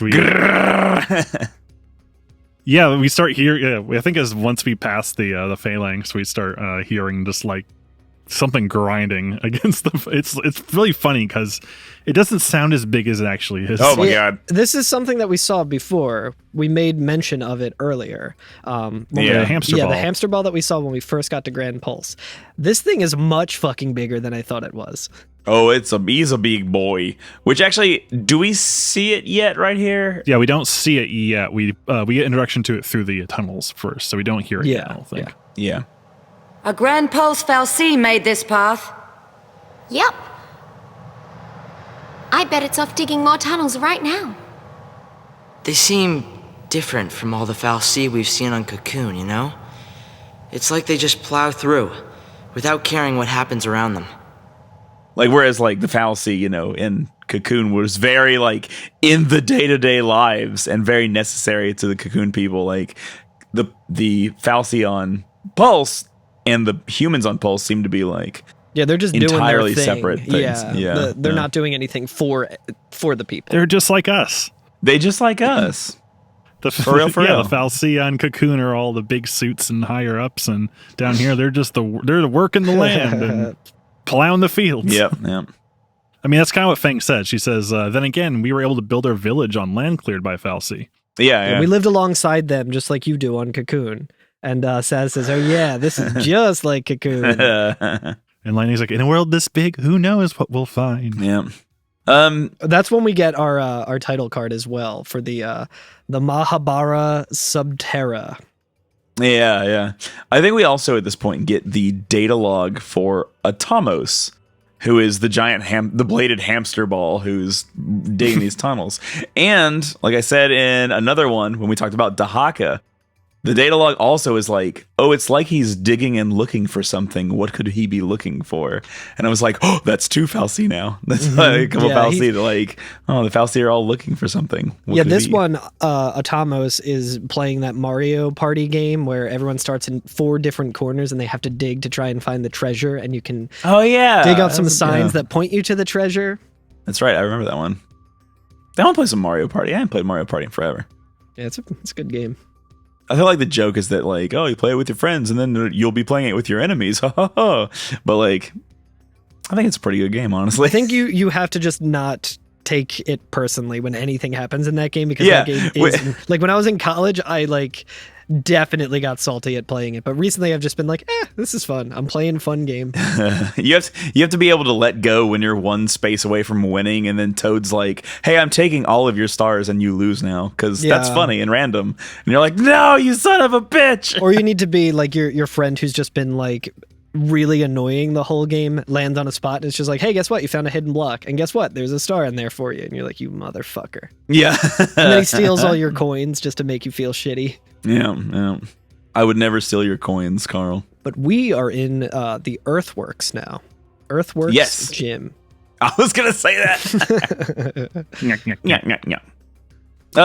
So the Earthworks is very similar to the last area. It looks almost identical. And we said this before, but it does look a lot like the Vile Peaks, a different color palette, but some of those like big tunnel things, like there was like a gridded kind of like bunch of metal that made tunnels that we saw in the Vile Peaks are also present here, which I thought was pretty cool. Yeah, and you know what? Like access tunnels, like almost like giant drain pipes. Yeah, exactly. And the Vile... I was going to say, the Vile Peaks specifically is the patched part of Cocoon that they just patched with a bunch of like so Pulse presumably bullshit. they took it from here. Yeah, I didn't even put that together. Wow. Yeah, it's all very familiar stuff. We fight some new muddy flans, not the dirt ones. They are called rust pudding. These ones are scary looking, dude. Rust puddings are like, I can't tell if they're tough or not, because like they take like no damage until they're staggered. They're very rough to beat, and they can hit pretty heavy, but I haven't like died on them or anything, and they haven't really killed any of my party members. So I'm like, I think that they're tough, but I can't tell. Yeah, I didn't have too much trouble with them, even in most of these fights around here. We've been pumping into the Crystarium quite a bit, so our experience might not be your experience if you're playing along, but I didn't really have too much of an issue with these guys. But they're very cool looking. I did, like a scan of them, and I was just kind of looking, like they look like a Silent Hill enemy. Like they're very, very gross looking. Yeah, they have that course of just rusty, and because they're trying to make like metal. This slimy thing look like it's made of like molten metal or something, but it's still made of like rusty metal. Yeah. It's very and they're weak to lightning, which makes sense if they're like rusty. I guess metallic. In the way that a fucking flan that's made of rust can be weak to lightning, makes sense. I love the flans in this game. They're so good. Too. I recently found out that the Flanders were like a sub in because they wanted to originally make like a light bulb type flan, like a flan that looked like a light bulb. But they were like, we can't make a translucent gooey thing that looks good that reflects, because you have to think about how light travels through things that's semi-transparent. So they just put a light bulb on top of another flan. I love this area though. Looking around, there's it just reminded me of like the one level in Pokemon Snap where you're in like the cave and like you have to turn on the power by like hitting a Pikachu with a Pester Ball or whatever, and it turns on a spotlight so something looks like like oh yeah, the shadow puppet looks like a legendary Pokemon or whatever. Oh yeah, it does. I feel like the power plant area. Yeah, it's really nice. We do come up on another cutscene, I think, once we pass like a few hallways-ish things. We There's like a clearing, if you can call an underground area a clearing. Yeah, it basically looks like a big like platform. A chamber, maybe? A chamber. Up. There's like a big platform in the middle of this room, and there's like a access bridge going across to it. And as we're crossing it, we start hearing a rumbling happening. Mm-hmm. Oh, yeah. And Snow's like, whoa, hey guys, heads up. And like, I love the music because it's like this kind of triumph, like dun dun dun dun dun dun. Like while you see Atamos just comes barreling down like the tunnels. Yeah, Atamos moves fast. He moves fast and he's fucking large. Huge. Like he's like, fucking huge. We're like on a bridge and he goes under that and he is like enormous. Like he's like 3 stories tall, I think about. Yeah. Like one of his spikes is multiple times the size of our characters. Yeah. It's like 2 Snows. Hi. Yeah, that's right. Yeah. He's probably about 30, 40 hopes Snow high could and about 2 easily Snows. just put his palm on Atamos and lift him up, as we all know, but he's still just really palm like big. a basketball. Yeah. Yeah, he just palms Atamos and then just fucking lays up and just slam dunks. Oh, do you think the giant plays with Atamos like a little cat or something like that? Or he uses like a skip it, like those weird 90s toys? He uses it like a bowling ball. Like I'm watching back the footage of Atamos just like going past us, and there's no way that spike wouldn't hit us. Yeah, he somehow doesn't. While Atamos is rolling around this platform, he's going very fast. Like he's zooming through, and he's not very far away from the platform either. Well, my assumption is that the Pulse, I guess the Pulse inhabitants, like built the mines around Atamos. Like this is where he comes through, so we're just going to build it as high as we need to so we don't get hit by it. Yeah. So that's probably the reason why like this bridge is still here. Yeah, I think so.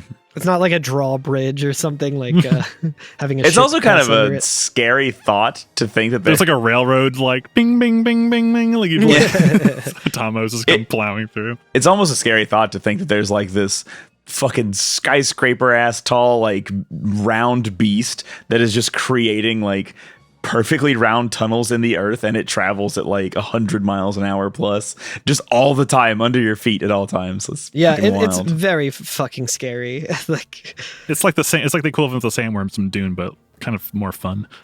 Yeah. The round halud. Did we say what Snow? I was just like enraptured by this video of it going by where he's like, "Oh, let's ride it." Yeah. So the cutscene is like everyone's like, "Wow, look at that thing go!" As the music's going, like, "Let me guess, that's a FFXIII." And Vanille's like, "Yep, busy carving out new tunnels, making roads where roads ain't meant to go." Huh? Sounds like us. Kind of sounds like us, yeah. Where we're like, all right, roly poly, let's hitch a ride in that thing. It's like I don't know why or how you think you can ride this thing. Yeah. But Vanille, instead of being like, Snow, you're a fucking dipshit, Vanille says, now you're thinking Gran Pulse style. Maybe just thinking like go fish. Like, hey, we can do that with this ball, right? Like, where are you gonna I guess what's interesting about it is, if you kind of pay attention, is that the ball on the inside kind of stays still and the outside kind of spins. Yeah. Which is probably why you can think like, I guess we could just like grab onto it or get inside it somehow. Yeah. Just seems like some fucking foghorn leghorn ass shit of like Snow jumping onto it and running on it real fast like it's a barrel or something. Whoa! At this point, I honestly wouldn't put it past this game to do something like that. With the way they had like Saz and Vanille and Hope falling out of a window and shit. I dunk that thing, yeah. But yeah, I guess now as we're running around, we actually see this thing like frickin' zipping around like a... Yeah, it's just part of the environment. It's like Kaiju Sonic the Hedgehog, just like zipping around in the environment, and it's startling because you do hear it going, just like it has a little bit of that like rusty chainsaw sound on top too. The higher end, it's like it's very upsetting. Yeah, it's really good. But we can't grab onto him just yet. We still have to run through more of the area, and on the way there is a mission. Yes, thankfully I think this one is actually could be totally wrong. It is another Class C, which is good because Class B is way too hard for me. Another Ambling Bellows. Mm-hmm. This might be I can't tell if this is a waypoint one or not. It is, yes. Oh, good. So this is the one I was like aiming for because like, oh, cool. This makes like backtracking a million times easier. Yeah, you don't have to go all the way back through the mines. If we want to like go, do other missions, we can now teleport from this spot back to Steppy or whatever. Luckily, this one is like right beside the mark, pretty much. There's actually there's actually two rows. There's like the ones that aren't the mark, like I saw like the phalanx, like, it's you. You're the one I'm looking for. I beat him up, like, oh, that wasn't the mark. The mark's actually right behind him. So there's two fights on the bridge. It's really funny how this whole scene goes because when you read the mission brief, like... I love this mission brief. It's so good. And it's like really funny because it says, who designed this place? It's a maze of dead ends. How am I supposed to find the Ambling Bellows? Knowing it's in the Twilight Cavern doesn't help much when I'm trapped in a maze of these blasted things. Because there's just a shit ton of them around. Yeah, like, which one's the one he wants? But he's like, curse my luck. I'm running out of time. I had every intention of fulfilling my focus, and now I'm going to end up a Seath. And then you look on your map to see, because I thought you would have to run through a bunch of corridors and stuff. It's literally it's right beside it. 20 feet away, dude. I guess that's why the mission is called So Close Yet So Far. Yeah. It's very funny. It's very funny. Where is this thing? This dude can't see the forest through the trees. Like, well, that's the thing, because there are a ton of these enemies around, and so I could see him just like taking out a bunch of them and being like, which one's the right one? Yeah, so we get the right one's right there. We get to this bridge, and there's another one of those box phalanx. Is that what they're called? Yes. Another one of those fights. It was such a fake out though, because we do and the who's that Pokemon shadow thing on the mission. It looks just like the boxed phalanx. Yeah. So you're like, cool, nice and easy. But yeah, after we beat that boxed phalanx, right behind him is the actual mark, and it was kind of tough if I remember right. I think it was like 4 hoplites and the Ambling Bellows. Oh yeah, he's got a lot of friends. It's tough. Mm-hmm. Yeah, it's not like hard or anything, but you have to try. You actually have to put effort in. You can't just kind of. So he was like buffing himself and the hoplites up a lot. Yes, I noticed. Yes. So I'm looking at my hoplite. It has like every single buff, everything except for, like for speed. That is so scary to see when that happens. When you have like 6 little blue emblems next to your target, I'm like, no. Yeah. Like I don't even know where to fucking begin with that. I mean, I guess I probably could have used Dispel, right? Like Dispella. I was gonna say a lot of our characters have Dispel and Dispelga now. I did not even try using that. I don't think. I was just like, nope, just gotta kill them. My party was Lightning, Fang, and Saz, so I had Fang kind of being a saboteur. So she was kind of hanging back and like taking off these, a lot of these buffs while we're just pecking them off. That's nice. Love it. But yeah, not terrible hard, but hard enough. Yeah, Class C, a solid Class C.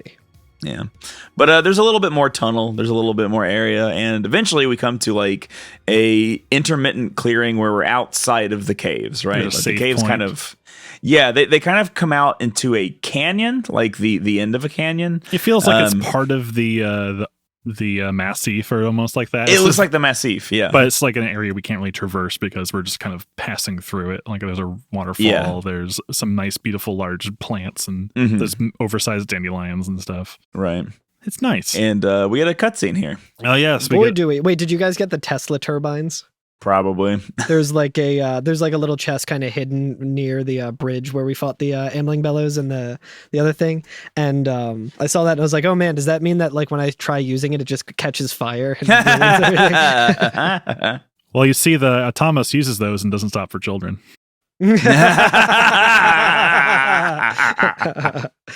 Bam. This thing's self-driving. But yeah, so there's a cutscene out here. Vanille's leading the way, and Fang is close behind. Lightning also is there. I just want to mention that. I was like, are any of the other characters there? Yeah. I didn't see any other characters in this cutscene. Not in the cutscene, no. But I just want to remind everyone that Lightning is. Oh, okay.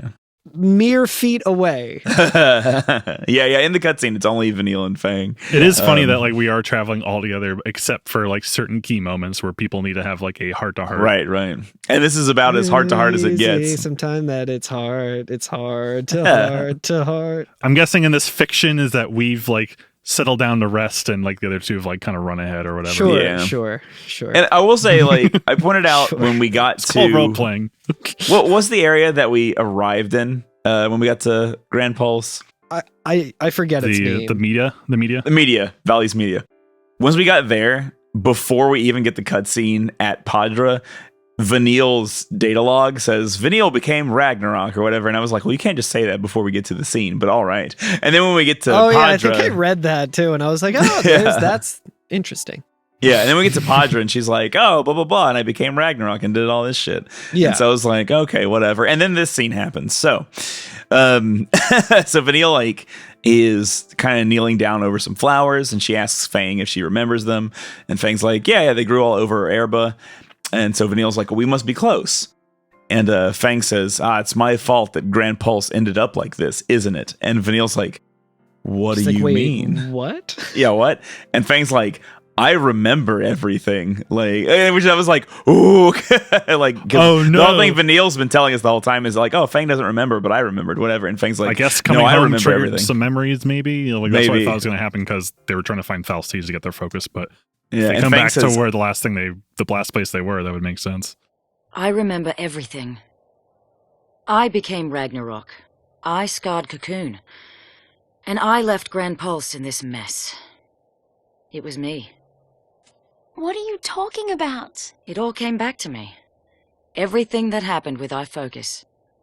All of it. You're lying. Vanille's trying to take the blame for it over top of Fang, but like it kind of makes sense because I was like, I couldn't remember how this game played out, and I was like, well, if Fang didn't become Ragnarok, why does her brand look all crazy like that? Why does her brand look all fucked up, and why is Vanille still close to becoming a Seath? Yeah, exactly. You know what I mean? Yeah. And as all of this is happening, we see, Vanille's brand starts flaring up, starts glowing a little bit. You know, speaking of, I fell down the stairs last week, and I have like a giant purple bruise right where Vanille's brand is. Oh damn! Oh, it's fucking Alex's brand. It's starting. How open is? Do you know what your focus is? I think it's not to wear winter socks while going down the stairs. Oh yeah. Close yet so far. Well, I'm glad you're all right. That shit sucks. Mission 65: go to Alex's house, put on his winter socks. But yeah, you're right. As this is happening, Vanille begins to inadvertently summon her Eidolon, right? Yeah. Oh, it's embarrassing. It's so embarrassing. Yeah, when you're trying to lie to your friend and you're like, I'm pretty sure I can convince them that what I'm saying is true, and your Eidolon comes out and is like, you lying son of a bitch. You're like, shut up! She grabs her textbooks and covers her brand with it, and she's like, nothing. Yeah. But yeah, and Fang says, the Eidolon knows the truth. I knew I was right. Mm-hmm. I love how Fang kind of seems to have like a much more awareness of the Eidolons than everyone else in the party. Like, she was the first one to kind of address them when after the fight with Snow, like, the Shiva sisters. Yeah. Like, no small feat taming them or whatever. Or like anytime they show up, like, it's this fucko again. She's like the only one who really like addresses them, or, like acknowledge that there exists for the most part. We do get to get a good view of the Eidolon here as well in this. Yeah, this thing summons from the ground. It's really cool. There's an interesting like line here, I think, where after Fang says, "I knew I was right," Vanille says, "Wait, so you were lying," which I don't know is Fang wasn't really lying. In the Japanese, it says, "Oh, so you did remember." Yeah. Which makes more sense because, like, I don't think that Fang's lying about anything. Yeah. It's like that line threw me off because I'm like, wait, it makes sense that Fang turned into Ragnarok and not Vanille. But, like, lying, like, what is she lying about? She's lying about being Ragnarok? Like, I think she's lying about remembering. Yeah, she's exactly. She says, "Ja omoi deshita," like, "Oh, you remembered," like, "Oh, you really did remember." Yeah. Yeah, and she says, "So you were lying no more than you were. Admit it. You remember everything." And Vanille's like, "It wasn't your fault. Vanille, we should talk about this later." And she's like spinning her fucking her cool ass staff around. Yeah.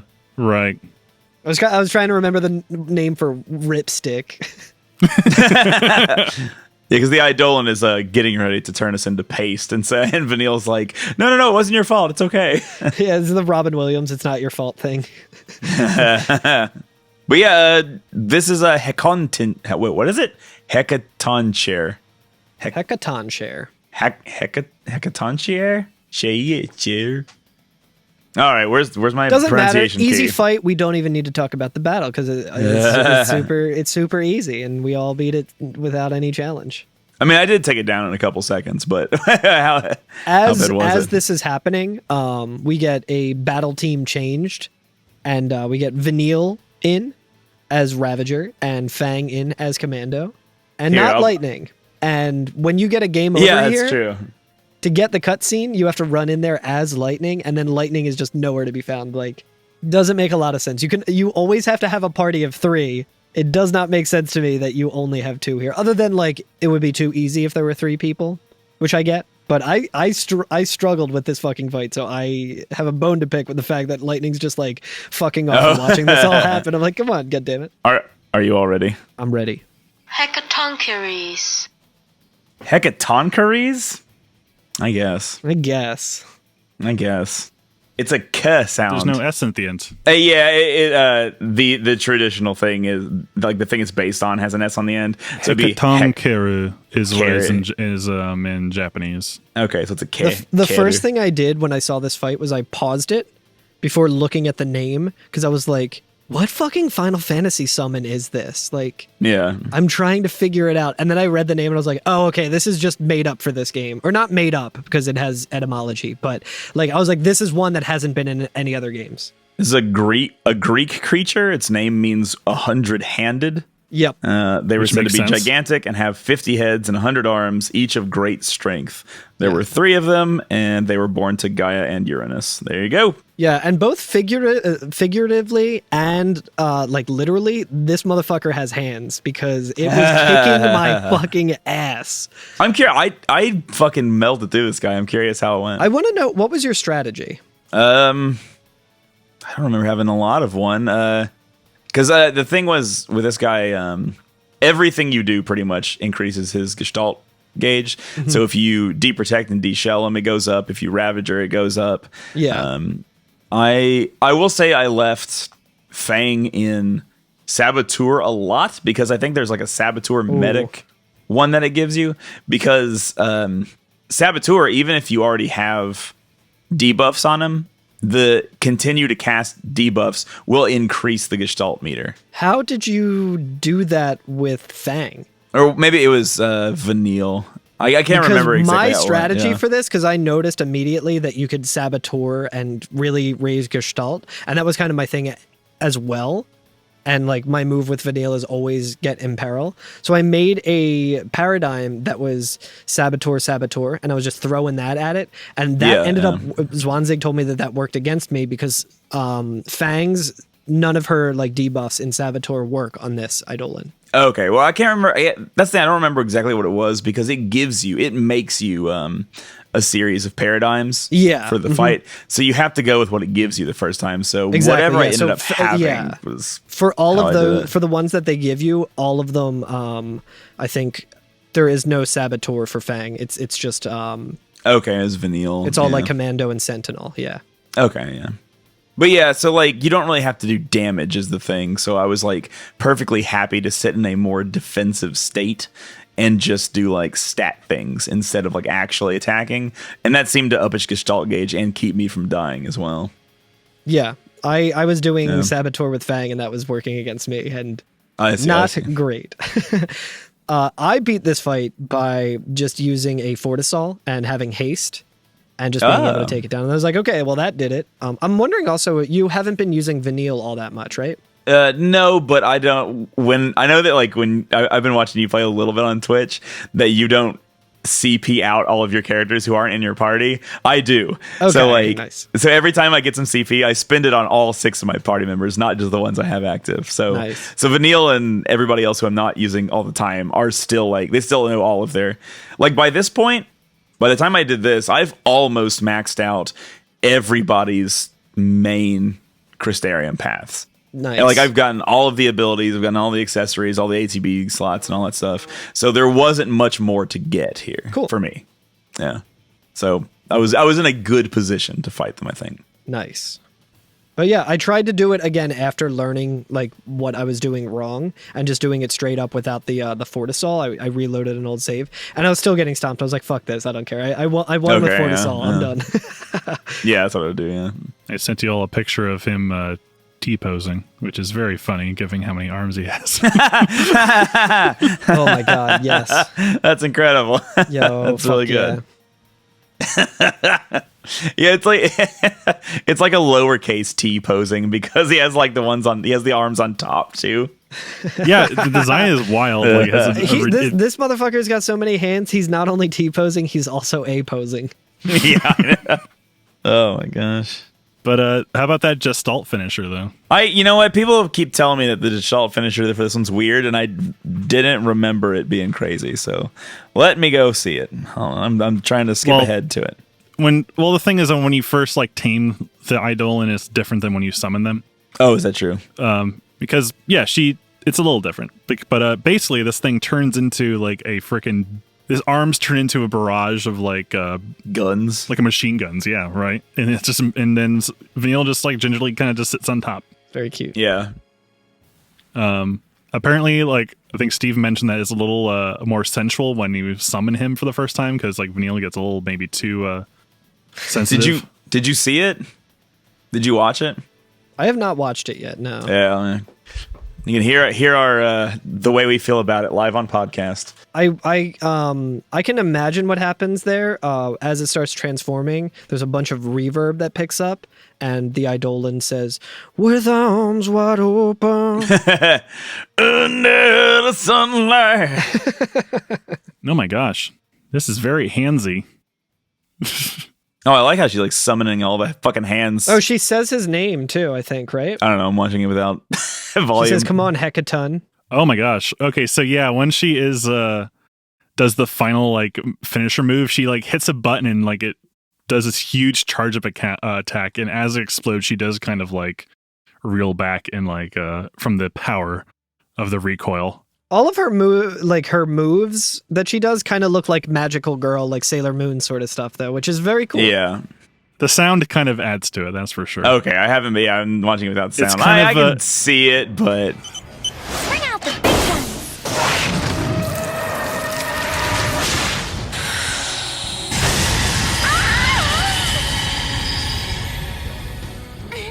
It's a little much.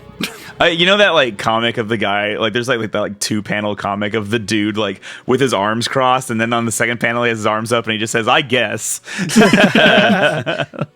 That's me right now. I mean, I would also not want to be sitting in a skirt on a giant hot gun. Yeah, it'd probably be painful, frankly. God knows I would. But anyway, the scene is not over yet. That's right. Yeah, there's still some more. I knew something was off. You've been shying away from our focus ever since we woke up on Cocoon. But... I couldn't figure it out, But then it all made sense after hearing that story from Rains. You already knew. You knew Ragnarok was the name of destruction. It wasn't fair. You had to do all the horrible stuff. And I didn't have to do anything. That is no reason to lie to me. She's talking about all the horrible stuff as in Fang was Ragnarok or something like that, right? Yeah. Right. She's basically trying to protect Fang from the knowledge that she did all this. Destroyed so much. Her focus, more or less, I bet too. That she doesn't want Fang to know that they have to like fucking destroy Cocoon or whatever. Yeah. And it's like, there's no reason to lie to me. I'm like, it's kind of a good reason to lie to you. She's trying to protect her feelings and stuff, and I appreciate that a little because like Vanille's character is very like, she's the kid of the group and everybody kind of stands up for her a lot, and it's like, oh well, she was doing that for Fang. Like that's right. She was trying to be nice that dynamic for somebody else. Because Fang's whole thing was like, I will do anything. Facing it later. yeah. Actually, we get some of that too. Probably not this episode, but next one. She's a procrastinator. But yeah, Fang is like laying it on real thick. I love this thing with Fang. Is like, there's no reason to lie to me. You think that's what I want? You of all people, and then like we get close to her fist, like she's about to like just freaking just sock Vanille. Yeah, she's like Vanille like reels back a little bit too. She braces herself. She thinks she's gonna get fucking hit. I mean, to be fair, like Vanille's always like, she does this thing where she wants to, and it kind of expects to be kind of the lightning rod because she's been putting things off and lying and just kind of you know, just trying to protect people. Same thing with Saz a little bit. So she's like, I'll take it. I deserve this type of thing. But Fang very lightly just bops her on the forehead, like very gently, like, poor kid. You've had it rough. Yeah. Yeah. And like Vanille's like getting ready to cry, it looks like, and she's like, oh Fang, and Fang's like, you're not alone anymore, and Vanille like starts kind of like crying and whimpering a little bit, and like Fang's like, oh, you keep that up, you're gonna have me crying. We have a new family now, which I really like. They're talking about like their whole Lassie group. Our little 6-member polycule that we have. Yeah, it's just like your standard apartment in Philadelphia. Listener, if you know somebody who is in a polycule, go ask them which one of them is the Ravager and which one is the Saboteur. But yeah, it just says we stick together. You hear me, and then it just pans up, and we're back to gameplay mode. Lightning is back to gameplay mode. Lightning's back. Yeah, she's like, hey, did anything happen while I was gone? Awkward. Yeah, and then there's more of the same. That's a really cool scene. It is. It's a good scene. It is kind of very, I mean, it just felt like we need to get Vanille's Eidolon out now. It does feel that way too, yeah, where it's just like, good as time as any, I guess. Yeah. I'm glad we got all those optional scenes because otherwise it would feel very rushed and just have the blue. Mm-hmm. Yeah. And now I can go back on what I said like 4 episodes ago and Carl won't fucking roast me for it. So now Vanille has 5 ATB. Listen, if I wasn't going to roast you for it, then Zwanzig would have. That's a good point. Us. Yeah, no, you actually did me a favor. You protected me that way. Yeah, it's just like Vanille trying to protect Fang. That's right. So that means that the Chocobo chick is the only one without an Eidolon now. Yes, correct. That we know of. True. Yeah. We haven't got to have party leader as Chocobo chick, just the regular Chocobo as party leader, which doesn't let us look in the menu. It's true. Yeah, so we get some more of the cave. It's more of the same pretty much. Same enemies and stuff. Yeah, there's one notable enemy in this area. Mm-hmm. It's another Juggernaut. Oh, wait, is it? Did I see him? Oh, I passed him up now that I think about it. There are a few Juggernauts in here, but you can kind of just walk around them for the most part. Yeah, there's one, I think it's like Guardian Item or whatever. Oh, I feel like such a fool. Yeah, you should. You're right. There's also Pulsework Centurions, which are like the heavier duty looking. They look like almost they have like a freaking like engine block as a like around their neck. Yeah. There's a chest that has a particle accelerator in it, which we were talking about last week as a good crafting material. It's good experience as long as, like the technique of doing something organic first to get the multiplier up. Yeah. Like maybe a chocobo plume or some wool. Oh. Or slime. Yeah. So you can fight them enemies, you can get through, get a couple items or whatever, and at the end of this, there is another quick cutscene. Right, we reach a dead end, right? Yep, which is another like kind of clearing-ish thing, like another like cavern. And another, like, everything looks like almost like an oil rig platform or something like that. Yeah, and there's like no scaffolding, and like the scaffolding, like at least the pathing ends, right? There's nowhere else that it goes. It just kind of stops, but it's right next to one of Thomas's paths, right? So he's like zipping through there while you're there. Yeah, like maybe one of the bridges got like knocked out and something like that. Maybe. Actually, that'll come back later. We can come back and actually use Atamos as a bridge to get the other side. Oh, once nice. we get to the springs for the first time. But so we come in and Saz says, "Oh, there's no way through. That foul sea must have been slacking." And I was like, get his ass, fuck him up. But there's just a big deposit of juggernauts. They're all just milling away. They're just yeah, trying to do their job. Hope gets another idea, just like from the Vile Peaks, like, oh, look, a dead juggernaut. I wonder if Hope's I can use I'm just gonna ride that thing, no problem. And so like he gets one running and he's like, oh wait, stop already, whoa, this crazy thing. Like the line, just stop it already, is like exactly like verbatim from the same exact thing from Vile Peaks. Yeah, and the music is the same from when he picks it up, that little Johnny dum dum dum dum dum dum. And then Lightning says the line. She says the line. Peaks all over again. Whoa! As she's saying it, it was like, this is the Vile Peaks over again. Then Lightning's like, this is the Vile Peaks all over again. I wrote down in my I say that in my notes, like I have in all caps, it's the Vile Peaks all over again. Yeah, and this would have been a lot great if he just like we got to control and just like destroy things throughout the cavern. Yeah, he immediately just eats shit. Yeah, so Hope falls onto the subway, under the subway tracks. He falls off the platform like someone who doesn't know how to use like Wario's finisher in Smash Brothers. That would be me. Yeah. But Lightning's like, Hope, get out of there, which is, to be fair, because Hope fell right into the fucking Atamos tunnel track. Yeah, Atamos is like rolling down the way. The gutter. He's getting ready to crush Hope, and we're like, Hope, get up there! But it's no use. He's got his AirPods in. I thought that would get a laugh, but it didn't. So I'm so sorry. What the fuck is happening in this scene? That's what I want to know. What the fuck is happening? Okay, so this is part of so like fucking dumb. This is part of there's the a writing data log that explains it and makes me fucking feel like an idiot later.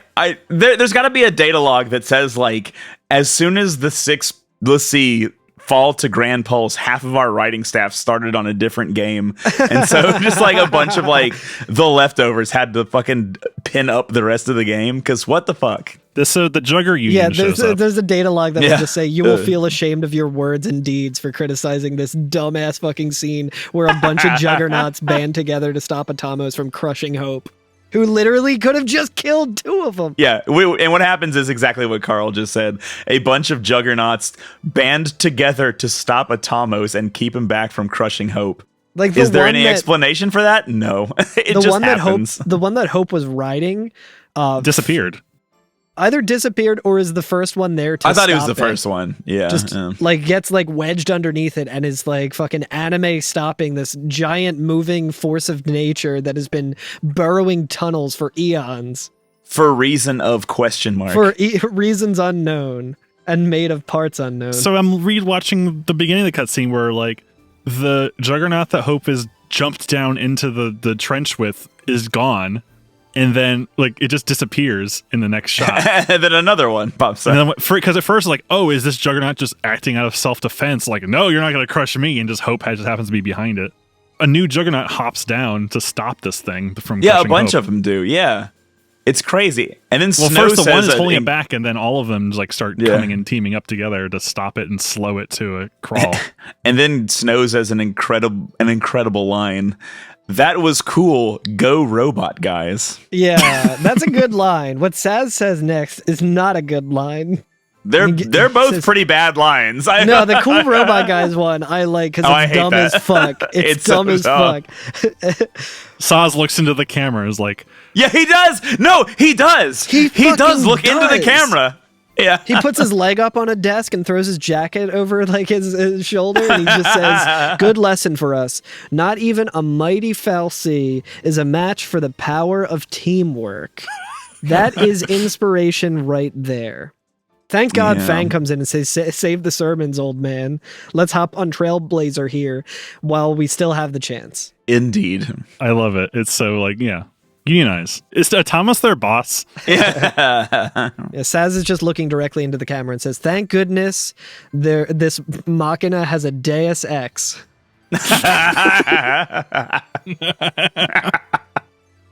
Why did they do this? Why is any of this here? They could have done I guess they had to have some... Yeah, but anything other than this would have been good, I think. Well, yeah, they figure out how do we... I thought they were going to have to talk to it or something. I mean, I don't know. I don't know how this thing thinks. Or how the freaking Juggernauts think. Why are the Juggernauts doing that? Yeah. If only there was some friend of Juggernauts, as we know. If only there was some... if only there was some sort of creature... If he only saved a baby Juggernaut earlier in the game or something. Yeah, if only we somehow had a creature that has at least 2, maybe 3 or 4 arms that could possibly have enough power to stop Atamos instead of just a bunch of if only we had some godlike creature that has hella arms that can stop this thing. If only the last 2 Eidolons that we got were not a hella arms creature and just a giant wall. Yeah, if only Hope fell into the subway station with a train barreling down on him and had some sort of giant fucking wall monster that could easily save this situation. Nah, fuck it, dude. It's almost Christmas time, so the writing staff is cutting out early. Yeah, that's right. To head home for the holidays for the week. Do you think it would have been more impactful if first it was his Eidolon and then everyone else's Eidolon came together to stop it? Because easily, because everyone has our Eidolon now, so it's yes, all our that's teamwork right there. All of our. It's like a Goodwill Hunting situation where I think it's Goodwill Hunting, but where the writers that mission we just did. The writers have written down on a chalkboard the thing that they need to do, and then all of the Lassie get on the Atamos somehow, and then they all go home for Christmas, and the janitor's walking through, Matt and Damon walks in. Yeah, Matt Damon walks in, and he's what if we had 12 Juggernauts? Yeah, what if 12 Juggernauts? And he writes it down. Yeah, brilliant. And that man was Tetsuya Nomura. So this game is once again another asterisk easily. for listeners or whatever. Don't fucking add us and tell us that XYZ is not Tetsuya Nomura. We know. Listen, he created Final Fantasy 1 through Final Fantasy 16 and performed every job on every one of them. So and everything bad in the game should be mailed to him directly in a strongly worded letter. Katasa and Toriyama, y'all are good.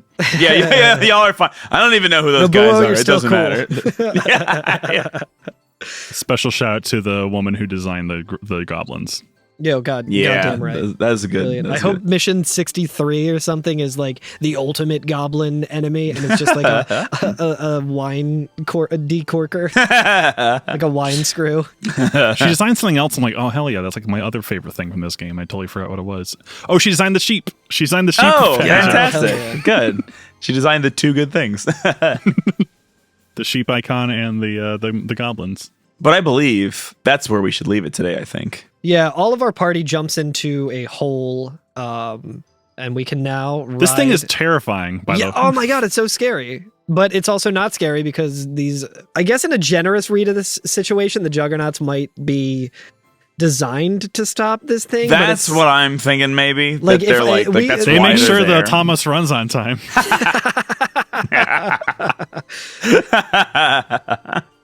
Yeah. But the thing about Thomas is once it's not moving, you get kind of a good look at it. It's kind of gross. Yeah, it's real weird. I can't tell what's mechanical and what's because there's some parts on the side that almost look like flesh, like the bottom of a turtle or something. It's so hard to tell. It's so hard to tell. Really, really cool. It's really weird. Also, what does it taste like? Is it like snapper soup? It's nougat. And also, I love that once it stopped, the blade that's on it kind of looked like they cool down because they're not as red anymore when it's not moving. Yeah, which is a cool little detail. I also noticed that there's different sizes of the blade thing.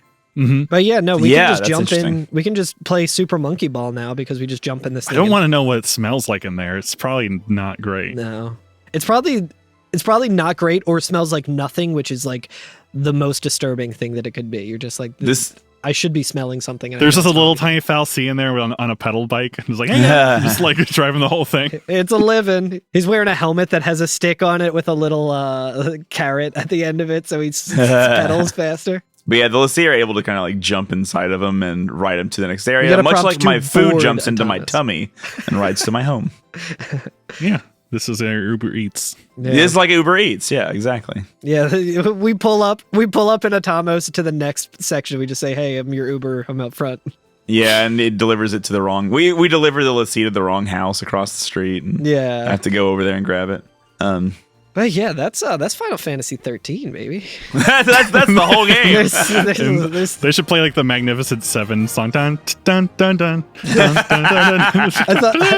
I thought you meant the Magnificent Seven by The Clash, and I'm like, you're right. They should play that song everywhere all the time because that song fucking rules. I feel like the end of this episode got very sloppy in a good way. Listen, here's the thing. As soon as we're just being real meta. We're being real meta because the end of Final Fantasy 13 is getting real fucking sloppy. If that last scene's any indicator. I guess we are the Magnificent Seven if you count the Chocobo chick. Yeah, that's true. I thought you meant us, the Every FFF podcast. I was like, how are we 7? Us and the daycare dittos are the Magnificent Seven. Yeah, there you go. We do apparently all share a Discord now. Goddamn right. That's true. Dun dun dun dun. Bum, bum, bum, bum, bum, bum. That is a great tune. Love it. But yeah, so I guess we'll end it there for today. Yeah, we got 2 mounts. We got chocobos and we got a ball. Yep. A big god ball. Oh wait, it reminds me. Oh my god, wait, this is perfect.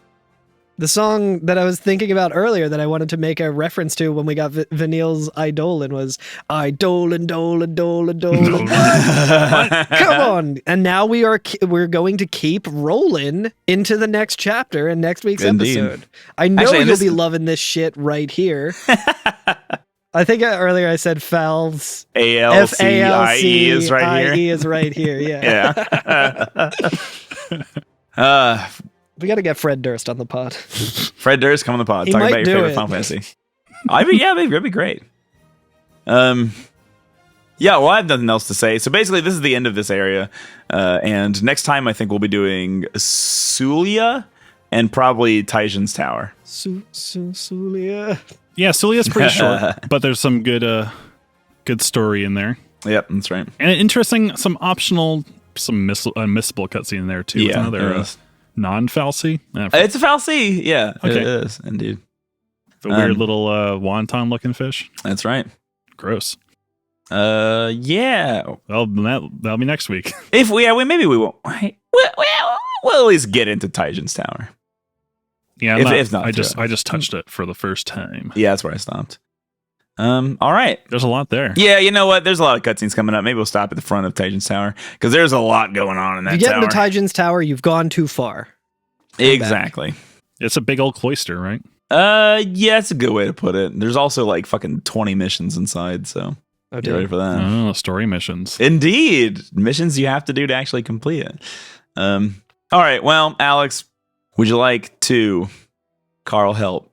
Alex, would you like to have a poorly written Deus Ex Machina save us from this horrible, horrible segue to the end of the podcast? I'd love to. Thank you, Masashi Amauzi, for the game music.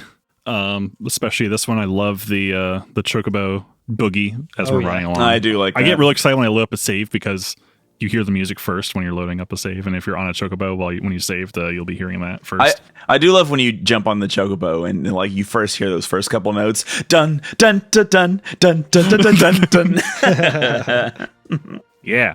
You can leave a review or rate us on iTunes, Spotify, or wherever you are listening to us now. You can leave us a message and text us at 530-MATERIA.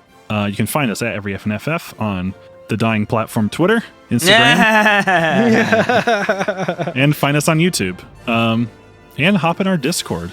And, well, that was cool. Go podcast, guys. Bye. Bye.